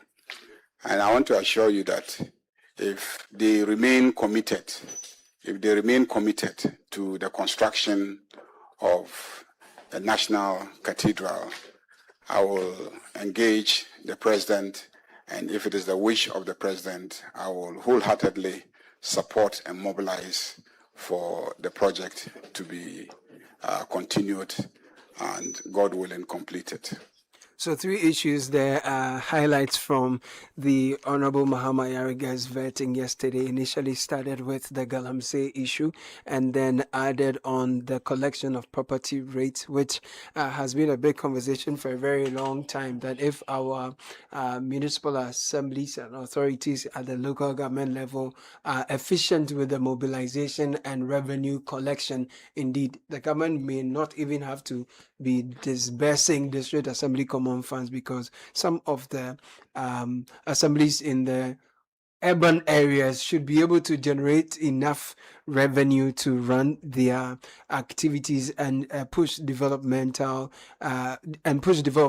growth in those spaces. He's spoken about putting in place the systems to identify most of these properties, and he says it's going to push something more different. And then he ended with the National Cathedral conversation. That question keeps coming up every now and again. So those were some of the highlights from the Honorable Ayariga's conversation from yesterday. Gentlemen and lady, basically, but what was your, I don't know, were you able to follow the vetting, Papa Sam? Were you following the vetting yesterday? Yeah, I did. I mean, Ayariga he's a veteran, so I didn't think he was going to have any difficulties. So my attention was actually on Zaneto, and I think she did a good job. My only fear is that whether she will have the necessary support from, first of all, the public servants and sector-related ministries. Right. You know, hers is environment, right? Correct. Environment, you stand between different ministries, works and housing, local government, finance. You know, so the intersectorial support is what can give you the needed thrust. If she can't go there like a King Kong and think that she can get things done, if she is not going to, if she doesn't get the support, so my hope is that she's able to garner that kind of support to bring the environment ministry back onto the front burner. And again, her ability to trigger the right involvement of research institutions in national affairs. Right. For me, it's something that I at times I wonder why not. You get me? You have all the research institutions. She actually spoke about them, CSIR, but they be under-resourced. Well, under-resourced is actually an understatement. For CSIR, anybody that says that they're under-resourced, it's an understatement by itself, because they don't have any resource at all. Nothing. Oh, nothing. Nothing. No, we pretend to be supporting CSIR. I mean, the thing is, whatever a nation like Ghana would want to, wherever we want to see ourselves in the next 10 years, 10 years, and 10 years in this day and age is a very long time in development. Wherever we want to see ourselves, there's a lot that is going to depend on research and development. That's true. R&D. And you have institutions like the CSIR. We don't use them at all. At all. If I'm wrong, these politicians should tell us that, yes, Papa, you are wrong. We don't have any evidence that we have made good use of the Crop Research Institute, the Cocoa Research Institute, the Animal Research Institute, the Soil Research Institute, the Building and Roads Research Institute. We have the Is that one on water too? Yes, Water Research Institute. Even the one in the Krapim, I don't know whether they are the CSR, the plant medicine people. You see, we don't make use of anything that requires thorough thinking. We don't. So, Zaneto, as for us here, we will support you so long as you want to get this work done. We understand some of the politicians, they come and trade. What do you mean? They come and trade, look for money. Okay. Zaneto is not that type. Clearly. So we'll give her the benefit and then push our small media behind her efforts. Sure. You understand? Because it has to happen under her leadership. You get me? Yeah. Look, let me open some comments. This one says, I just wanted to make a quick comment on the vetting of Honorable Mahama Yarega. I think that I don't know the entirety of the questions that were asked, and if in fact those particular questions were asked. But yes, good, you want to concentrate on revenue mobilization, etc. But I was thinking and I was hoping that with the many conversations that we've had, especially particularly on this show, about the continuous failure of local governments, I was expecting to hear his ideas about, again, this was a Q&A, so there will be questions and answers, but my expectation is that the honorable members of parliament would have been interested in asking him what he brings to the table to address the challenge. We've had several conversations about how many areas, the districts and the municipal assemblies, are failing to take charge of the development of those areas. It doesn't appear we've had the last time we had was it a bridge or whatever that was going to be turned into a washing bay, etc. Our cities are not properly designed. They are not exactly. They are not properly managed. The refuse collection has become a challenge. We did discuss here where we don't even, I don't know if we've resolved that issue about where as a nation collectively the landfill, how we're going to the landfill issue, how we're going to dispose of our refuse. These are some of the things under the local government ministry. The challenge that Papa Sam keeps talking about is the problem of urbanization. If there isn't any proper rural development, we will continue to see the increasing migration into the city centers. We're going to see a lot of housing deficits, the containerization and kiosk all over the place. I was expecting to hear what he would have said, the ideas he would bring to the table when it came to the proper management and development. In fact, of our if you cities. look at the weight of issues you've just listed and listen to this show consistently, how we highlight those problems, and you watched the manner in which the man who is going to man the most important ministry as far as development at the local government level is concerned, yes, he's the leader of the house. Yes, they accorded him the deference required, but I felt a bit of it was mollycoddling, like too much of it. Someone comes, you're on the appointment committee. You get the chance to ask a question. Say, Honorable, I know your quality. I don't have any question for you. I wish you well. Goodbye. You could have just sent a text message and that would have been when there are issues exactly. On the ground. But if we have cameras on you, we are spending airtime to listen to the minister, have an understanding of his philosophy of leadership, his appreciation of the problems and the solutions he's bringing to bear. If all you are going to say, Honorable, we know you, we know what you can do, we wish you well all the best, you could have sent a text message. That would have been fine. It's called abuse of opportunity. I share your frustration. But to be fair, it's not something that started with the Honorable Eriga. I mean, traditionally, people who are leaders of the house, when they are moved. Sky, you are part of exactly. There's an NDC MPB. Okay. No, see, she's just when they are going to finish, say, okay, thank you, Mr. Chairman. Yes. I want to thank you that you have come. And I know you do the work, so I don't have any question for you. I wish you well. I'll make the point. So,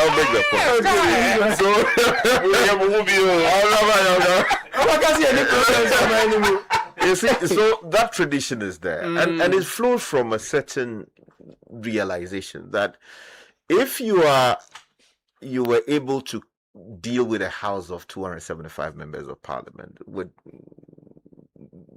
above reasonable competence in that position, and you are being moved to serve in an entirely different capacity, there's a certain assumption that will come with a certain level of good performance. That's the thinking when you talk to MPs.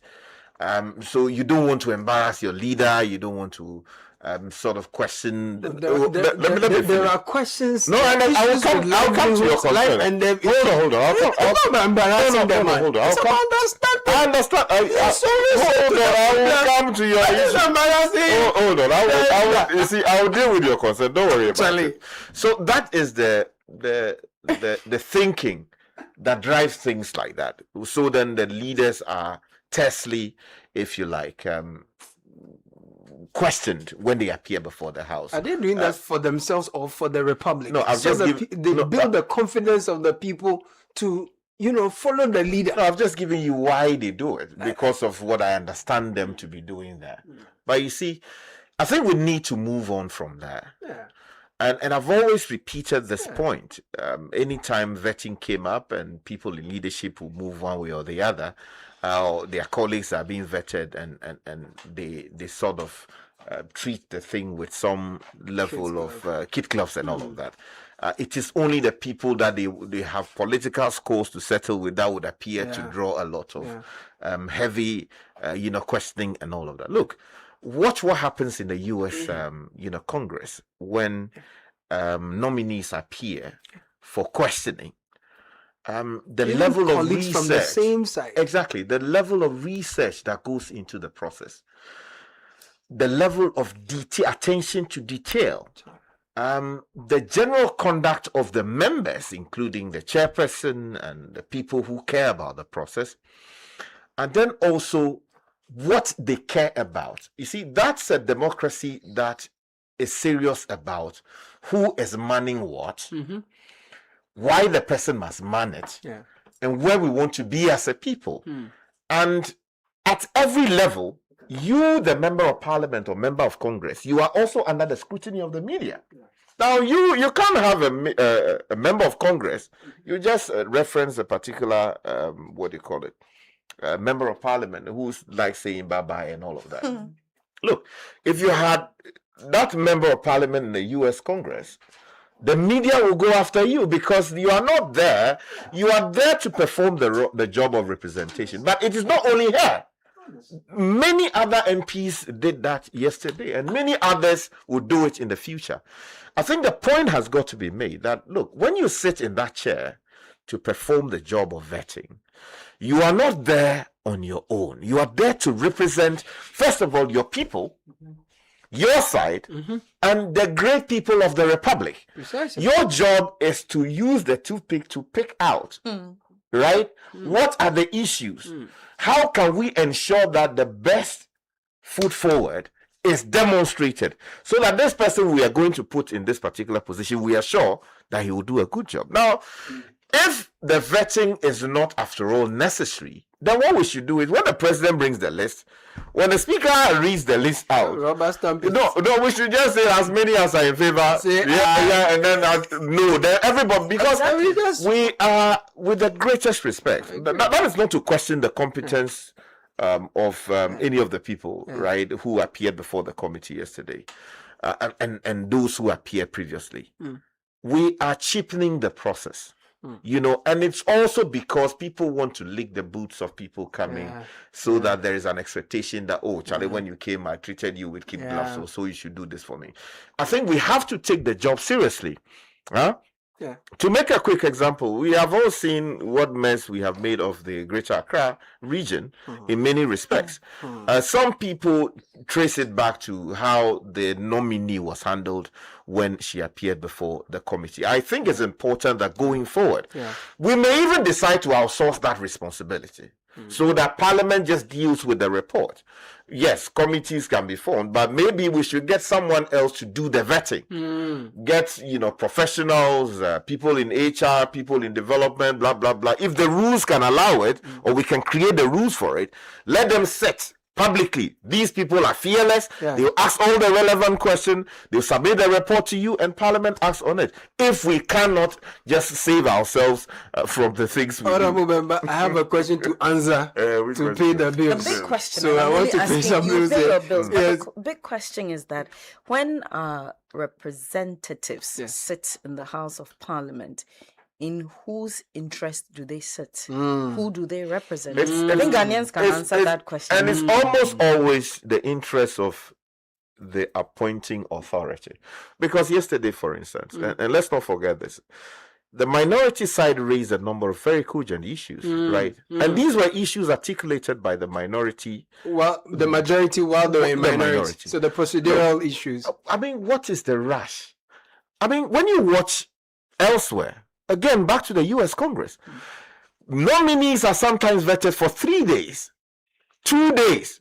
In some cases, it takes like forever. They say, okay, go and bring this information. They'll put everything on ice because they want to ensure that the politics is there. There are people with interest. Interest are also there. Exactly. But they ensure that a passable job is done, and you can see that some job has been done. Sky, let me do a passable job here.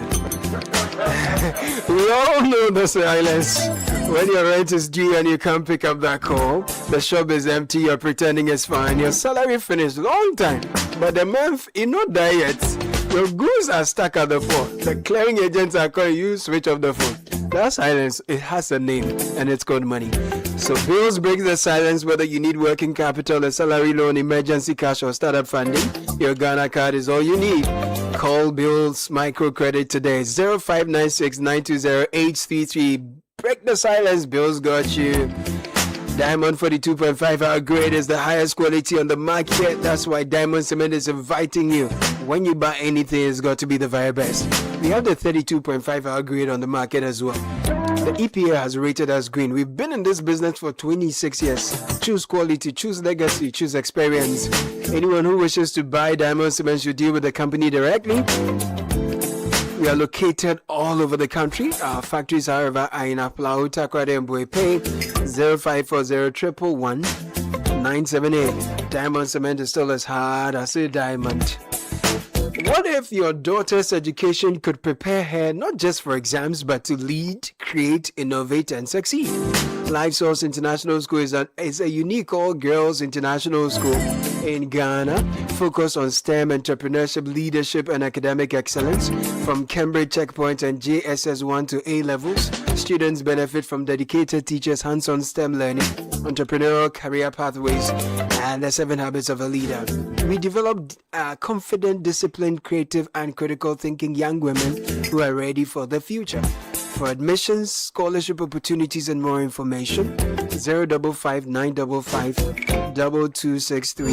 LiveSourceGhana.org is our email. Apam Junction is where we're located. Stay with me. We'll take a quick break. When we're back, there's more. This is the City Breakfast Show, the city's biggest conversation. Okay, I'll see you soon. Why, baby? Hey, my Missy and Ram, my boyfriend, I could see a boy star 959 hash. I want your phone so. Now, Anita, I don't doggy parko. Oh, one swap. I could see a answer by number one. I am wondering now. And then there was so yummy show, Papa. Now, me toss some short, sexy dress. No, now, Mrs. Samiti. Now, me yummy nails. No, so come on. Oh, no. Me fa uba. Make a do some small 1-2 rounds. Me answer me doing ho. Now we tria. Hey, Nana so he for order. So Chinese. Any wine, Papa B. And they mean this check. No. Hey, Anita. Na sa ni mia when you hear TV be no. I also say sound. Not to prepared. Na me chilly esimu. I no go fit sweat like that. See fine girl. Hey, Anita. Jesus. Baby, I will do no jinawa. Mr. Remember, dial star 959 hash. Oh, iPhone na back to my no one can say usika so what? Sister, next time cut it call what? Dial star 959 hash and I call 590mobile.com.gh. Not to be 590 mobile. Head down some. Looking to build strong, beautiful, and long-lasting structures? Then you need the right materials, and we've got you covered. At Rockstead's Building Products, we provide top-quality building solutions you can trust. For your roofing needs, choose our light-gauge premium steel truss. Strong, durable, and built to last. Pair it with our premium-coated aluminium and alu-zinc roofing sheets for maximum protection and a sleek finish. Working on interiors, we supply quality metal noggins for solid framing, as well as POP, plasterboard, and acoustic solutions to give your ceilings and walls a smooth, modern look with excellent sound control. And don't forget, your project isn't complete without reliable electricals. We have high-quality cable trays, electrical cables, distribution boards, switches, multi-sockets, and other electrical accessories for all your electrical needs. Visit us today at Taifa Junction, off the Achimota and Sawam Road, or find us across all regions in Ghana. Call us now on 0544-338-041 or 0243-690-402. Rockstead's Building Products, quality and affordable.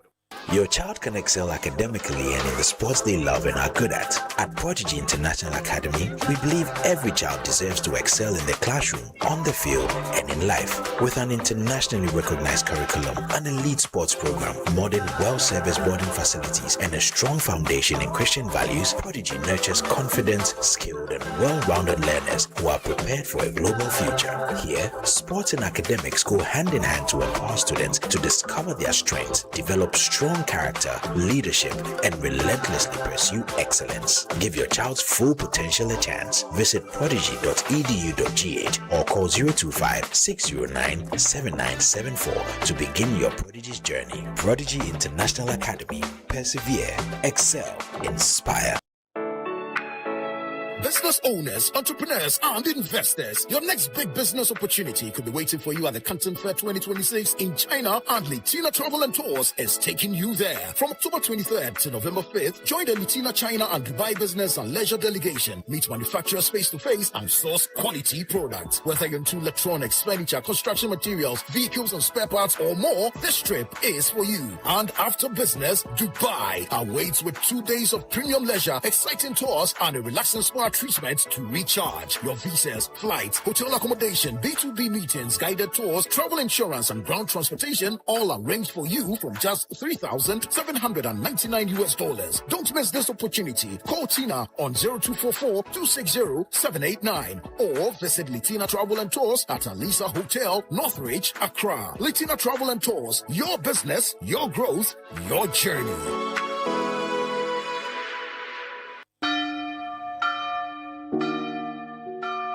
Can you believe this? In the space of just 1 month, I have lost 4 schoolmates. 4! And all of them lost their lives through lifestyle diseases. Hypertension, diabetes, heart disease, stroke. Lifestyle diseases that can change and sometimes end our lives. But we have a chance to save ourselves. We have the Healthy Living Project on Channel 1 TV and Citi FM. From the 1st to the 30th of September, every day, real doctors, real food, real habits. The kind you keep long after the month is over. Small changes, better choices, a healthier you. Small changes kept for life. The Healthy Living Project, 1st to 30th September, daily on Channel 1 TV and Citi FM. The Healthy Living Project, changing habits, transforming lives.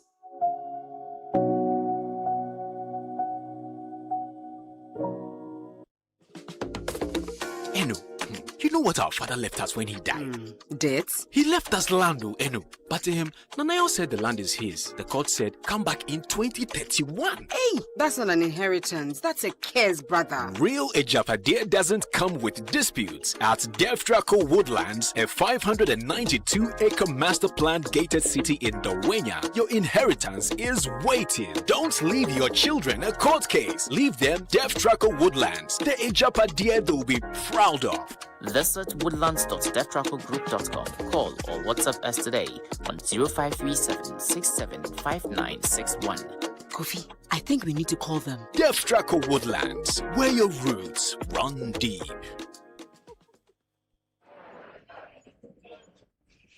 Your attention, please. Flight C8 has been delayed. Again. Madam, can you please point me to the water fountain? And please watch my back and phone whilst I'm gone. You can be a traveler with infinite worries. Hello, Mr. Anand. Your lounge access is ready and your seat is warm. Or you can be a traveler with infinite privileges. Champagne, sir? We're raging all the drink. Choose EcoBank's infinite privileges with an EcoBank Visa Infinite card. Access airport lounges worldwide, fast-track services, best-in-class daily limits, and enjoy other exclusive travel and lifestyle benefits. Infinite privileges await. EcoBank, the Pan-African Bank. The right education will make sure you are ready when opportunity comes knocking. At Rosebank International University College, we don't just award degrees, we prepare you for globally competitive careers. From diplomas in culinary arts to doctorates in business administration, our programs are developed around a simple goal, equipping you with skills the global market demands. Our facilities are world-class, our faculty are experienced internationally, and our tuition is designed to support ambition. Your future starts here. Apply now at www.riuc.edu.gh or call 030-700-7800. You can also visit our modern campus at Opebia House Airport, Accra. Admissions are open. Rosebank International University College. Fast track your global career. Unleashing the power of relevant radio. This is Citi 97.3.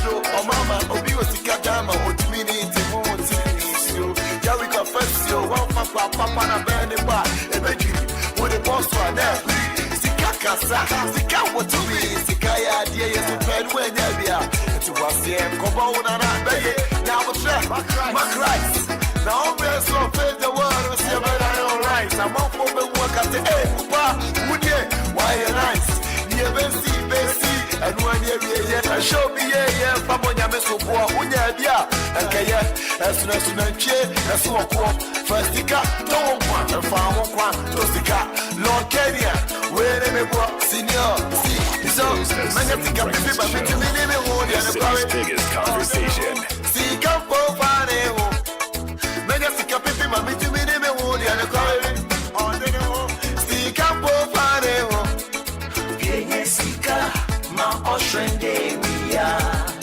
Sengi sika, no trade, kokunia. Linie, sati anina nyepe. Sika zengebia, no sika bom fanehu. Linie, sika ye na sumbanonia.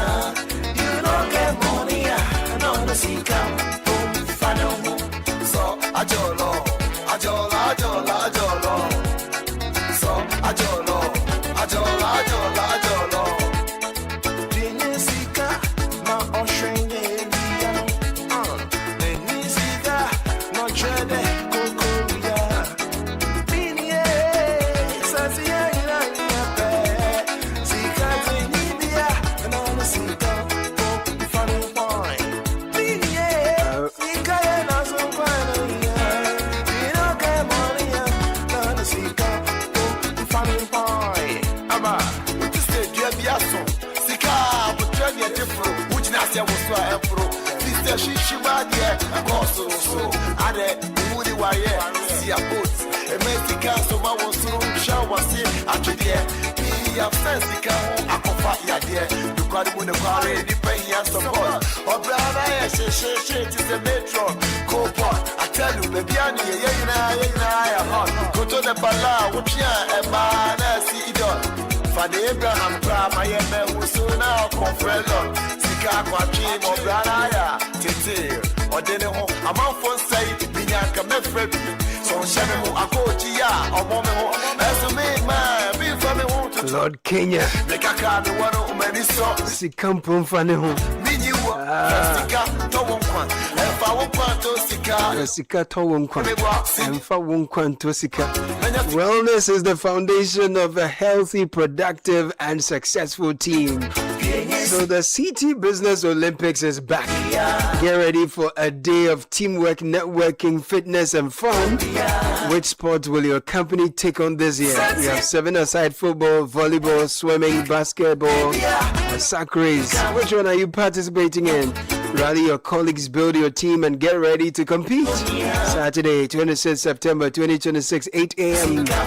Eden Heights Complex. Wager 0558 973 973. Call now to register your company today.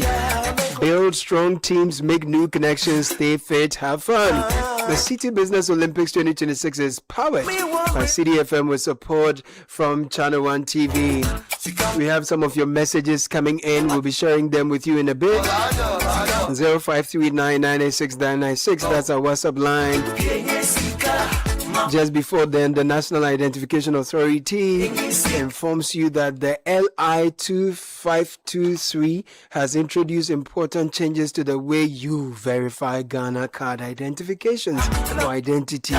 Now, under the new requirements, biometric verification is the principal means of confirming a Ghana card holder's identity. When verifying an identity, do not rely solely on the photograph or physical appearance of the person presenting the Ghana card. Use the NIA approved biometric verification system. Do not photocopy, scan, retain copies or images of the Ghana card, or rely on ocular inspection alone, except where permitted by law. Failure to comply is an offense that shall attract penalties of up to 2,000 cedis, up to 2,000 penalty units for a body corporate, 1,000 penalty units for a partnership or other undertaking, payable by each partner or reasonable person. If your institution verifies identities on board onto the NIA's identification verification system platform, prepare your systems and staff and comply with the new requirements before the transition period ends on the 2nd of November. For onboarding support, email ID verification at nia.gov.gh. Call 0302 999 306. NIA, providing future solutions now. Let's turn our attention to your messages now, Kaka. Yes, this person says, Caleb and team, good morning. Can someone explain to me the need to have all those people accompanying nominees to vetting? My take is that all those people have vested interest in the nominee, the office, and they will try to influence how the nominees run their various offices. I weep for Ghana, corruption on my mind. Kwesi Akwa from Sakumono sent that. I thought it's to give morale also, support. Here's another one. Hubert from Tema says, good morning, Team Citi. I believe the traditional rulers and citizens of each community must take the lead in the fight against galamsey, while the government provide the needed support. Good morning, team. I think the companies that manufacture these plastics, especially the single-use ones, as a first step, should be partly responsible for how they will be discarded sustainably. They cannot just be producing and not think of how the product is affecting the environment. As part of their CSR or a government policy must be in place to compel them to dispose sustainably. These companies must bear some responsibility in this fight. Thank you. And Nanaya sent that. Hello, Caleb and team. On the matter of the use of plastics now and how we used to rely on leaves and bowls for food, a short video popped up and we infer from the video that we have to act really fast in banning these plastics and push the use of paper bags for carrying things instead of the polythene. It appears we are zero tolerant when it comes to sustainability and related matters. And Gaudi sent that from Tema.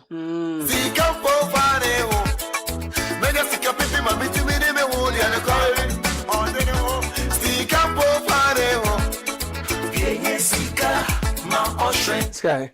Yes, so yes, this one is some notice going out to the ECG and then also Ghana Water Company Limited. So I've received a message from a listener. The name is Chris, who says that the ECG people have come to dig a dangerous hole close to an electric pole, and the electric pole is about falling. The situation is dangerous. The wires are descending. It's a major road for both cars and people. ECG and Water Company Limited are responsible for the situation. The location is Adenta Motherlove Street, the Motherlove, near the Motherlove Hospital. And Chris is calling for immediate efforts to contain this particular situation. So ECG and Ghana Water, apparently either the ECG or Ghana Water, one of you people, or your people dug a hole close to this electric pole, and the photographs have been sent. It doesn't look great. It's a problem. So ECG and Ghana Water, please go in there and fix this situation. And it's close to the Motherlove Hospital. Motherlove Yes, Hospital. Adenta Motherlove Street. That's where the problem is. Tomorrow is a big day. No, yesterday the smoke you won. I'm looking for some. The fugu no. Yeah, I'm looking for the fugu some. So I'm looking through the list. When it comes to the fashion side, We're flipping through like yeah, I'm looking like some past questions. I'm preparing for myself. Yeah, I see that tomorrow. There will be Kwanati clothing. Kwanati clothing. Yeah, they deal in kaftans, fugu exclusive, African print shirts, and the TOTE, you know, how do you say? The tote. Yeah, it's good I asked you. So tote bags, right? So there will be tote bags as well. And there is a Sanku tailored. Sanku tailored. That's right. They deal in kaftans, shirts, shorts, and trousers. They will be there. Maggin Impressions. Maggin. They are into kaftan, casual tops for men, t-shirts. So I'll be looking for them as well. Then there is Von D Well. Von D Well. Yeah. Fugu, Batakari, Smoke. What's the difference? Fugu, Batakari, and then smoke. Yes. Yeah, fugu. All days. There's a difference. There's a difference. Tomorrow we will tell us. When you go tomorrow, I'm going to find what the difference is between fugu, batakari, and smoke. Which one does the general way? Yeah, so I'm sure this will be scattered around upper east, upper west, northern region. Now they cannibalize it into all kinds of things. Yes. We are still looking for the slim fit. The slim fit. For Aloski. So we'll shop for you and Aloski. Yeah, me, myself, and Aloski. We need slim fit fugu, So there is the fugu batakari smoke, African print clothing, African print bags. Vondi will be there. Bubu Ghana will be having African wears. Bubu dresses will be there. Bubu. Sorry. Bubu. I'm sorry. Bubu. But honestly, I love to see women or ladies in bubu, right? Long, flowing, big. There's a certain level of what? elegance. It's elegance. Papa, you have used the watch it. That's our system. Means we did the war front.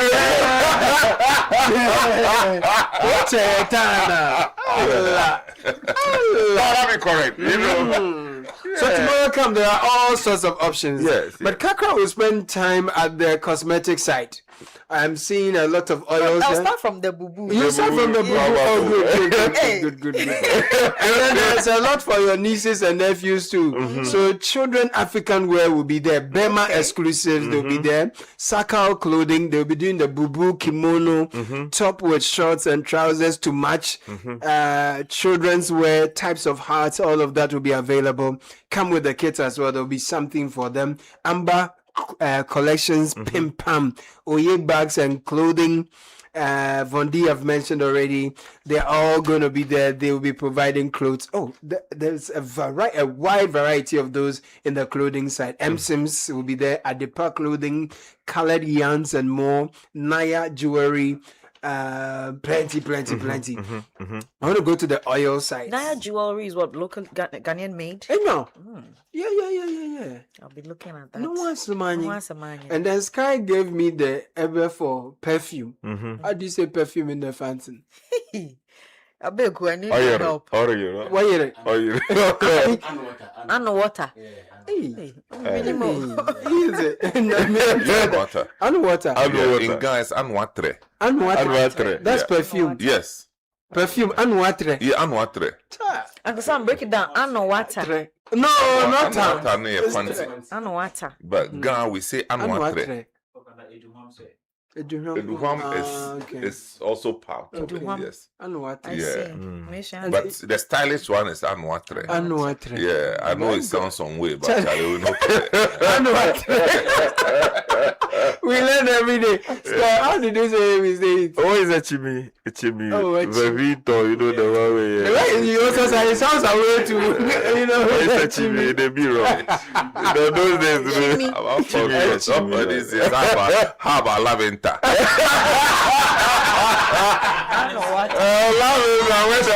People bring them out. There's this local one they sell in the market. My God. They use some small bottles, they fall down with tunale. Charlie, now I can even use 1 gallon.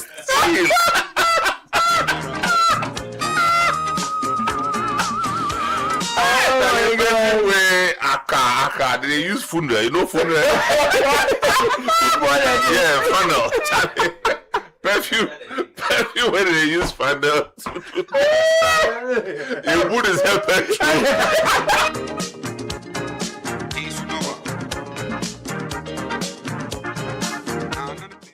No, we're gonna see you tomorrow. You gotta be there tomorrow, and because Jomi. Yeah, Charlie, 3 days ago, somebody called me that Charlie, she's coming because of the palm oil. I said, what about palm oil? He said, yeah, people are using cola to spoil the palm oil in the market. So we want the proper original one. No. So I know that Bridget Dobenuku's palm oil people are coming. Oh, beautiful.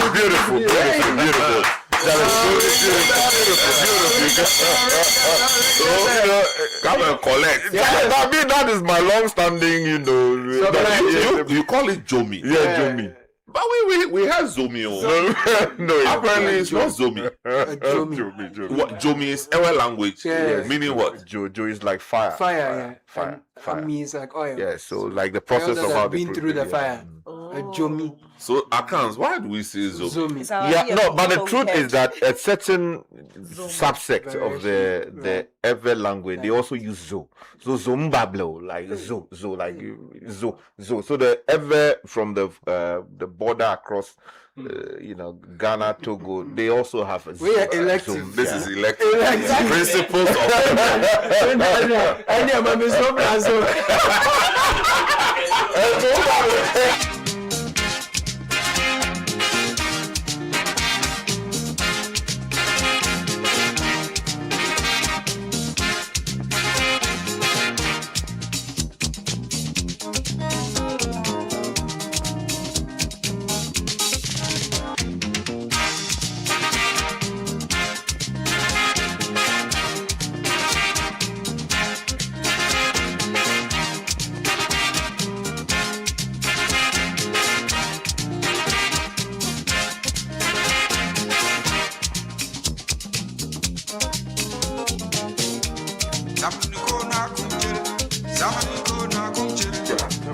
So it's tomorrow. So we're talking about the This is Ghana. This is Ghana Fair and exhibition. Exactly. Happening where? At the Efua Sunderland Children's Park. From 10 a.m. to late. Yeah, that's right. That's right. We'll be in the market. Yes.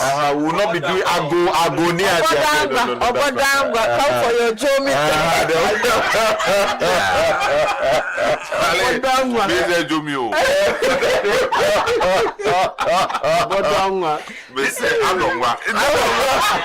But you don't say Jumbi, if you pour it on Gary like that, it'll be rough. With some Kobe too much. Papa Sam, but you say you do what long? Charlie, no, I watch your time. But Charlie, just remember that next month is the COVID has supposed to be plenty. Oh my God. So we'll see you this weekend at the Efua Sunderland Children's Park. There is only one Citi FM. There is only one 97.3. There's only one Citi Breakfast Show. Thank you for being a part of our journey this morning. Wait for more. Because the principalities are coming to take over the network. You are going to love it. Now or you? Until now proper. International. God.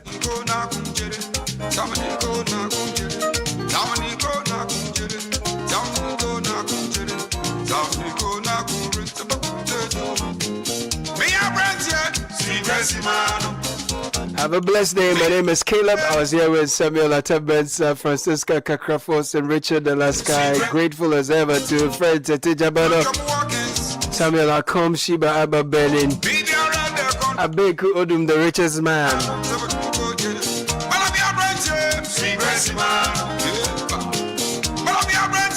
And grateful to Lois as well for production assistance as always. Have a blessed Friday. See you this weekend at This is Ghana.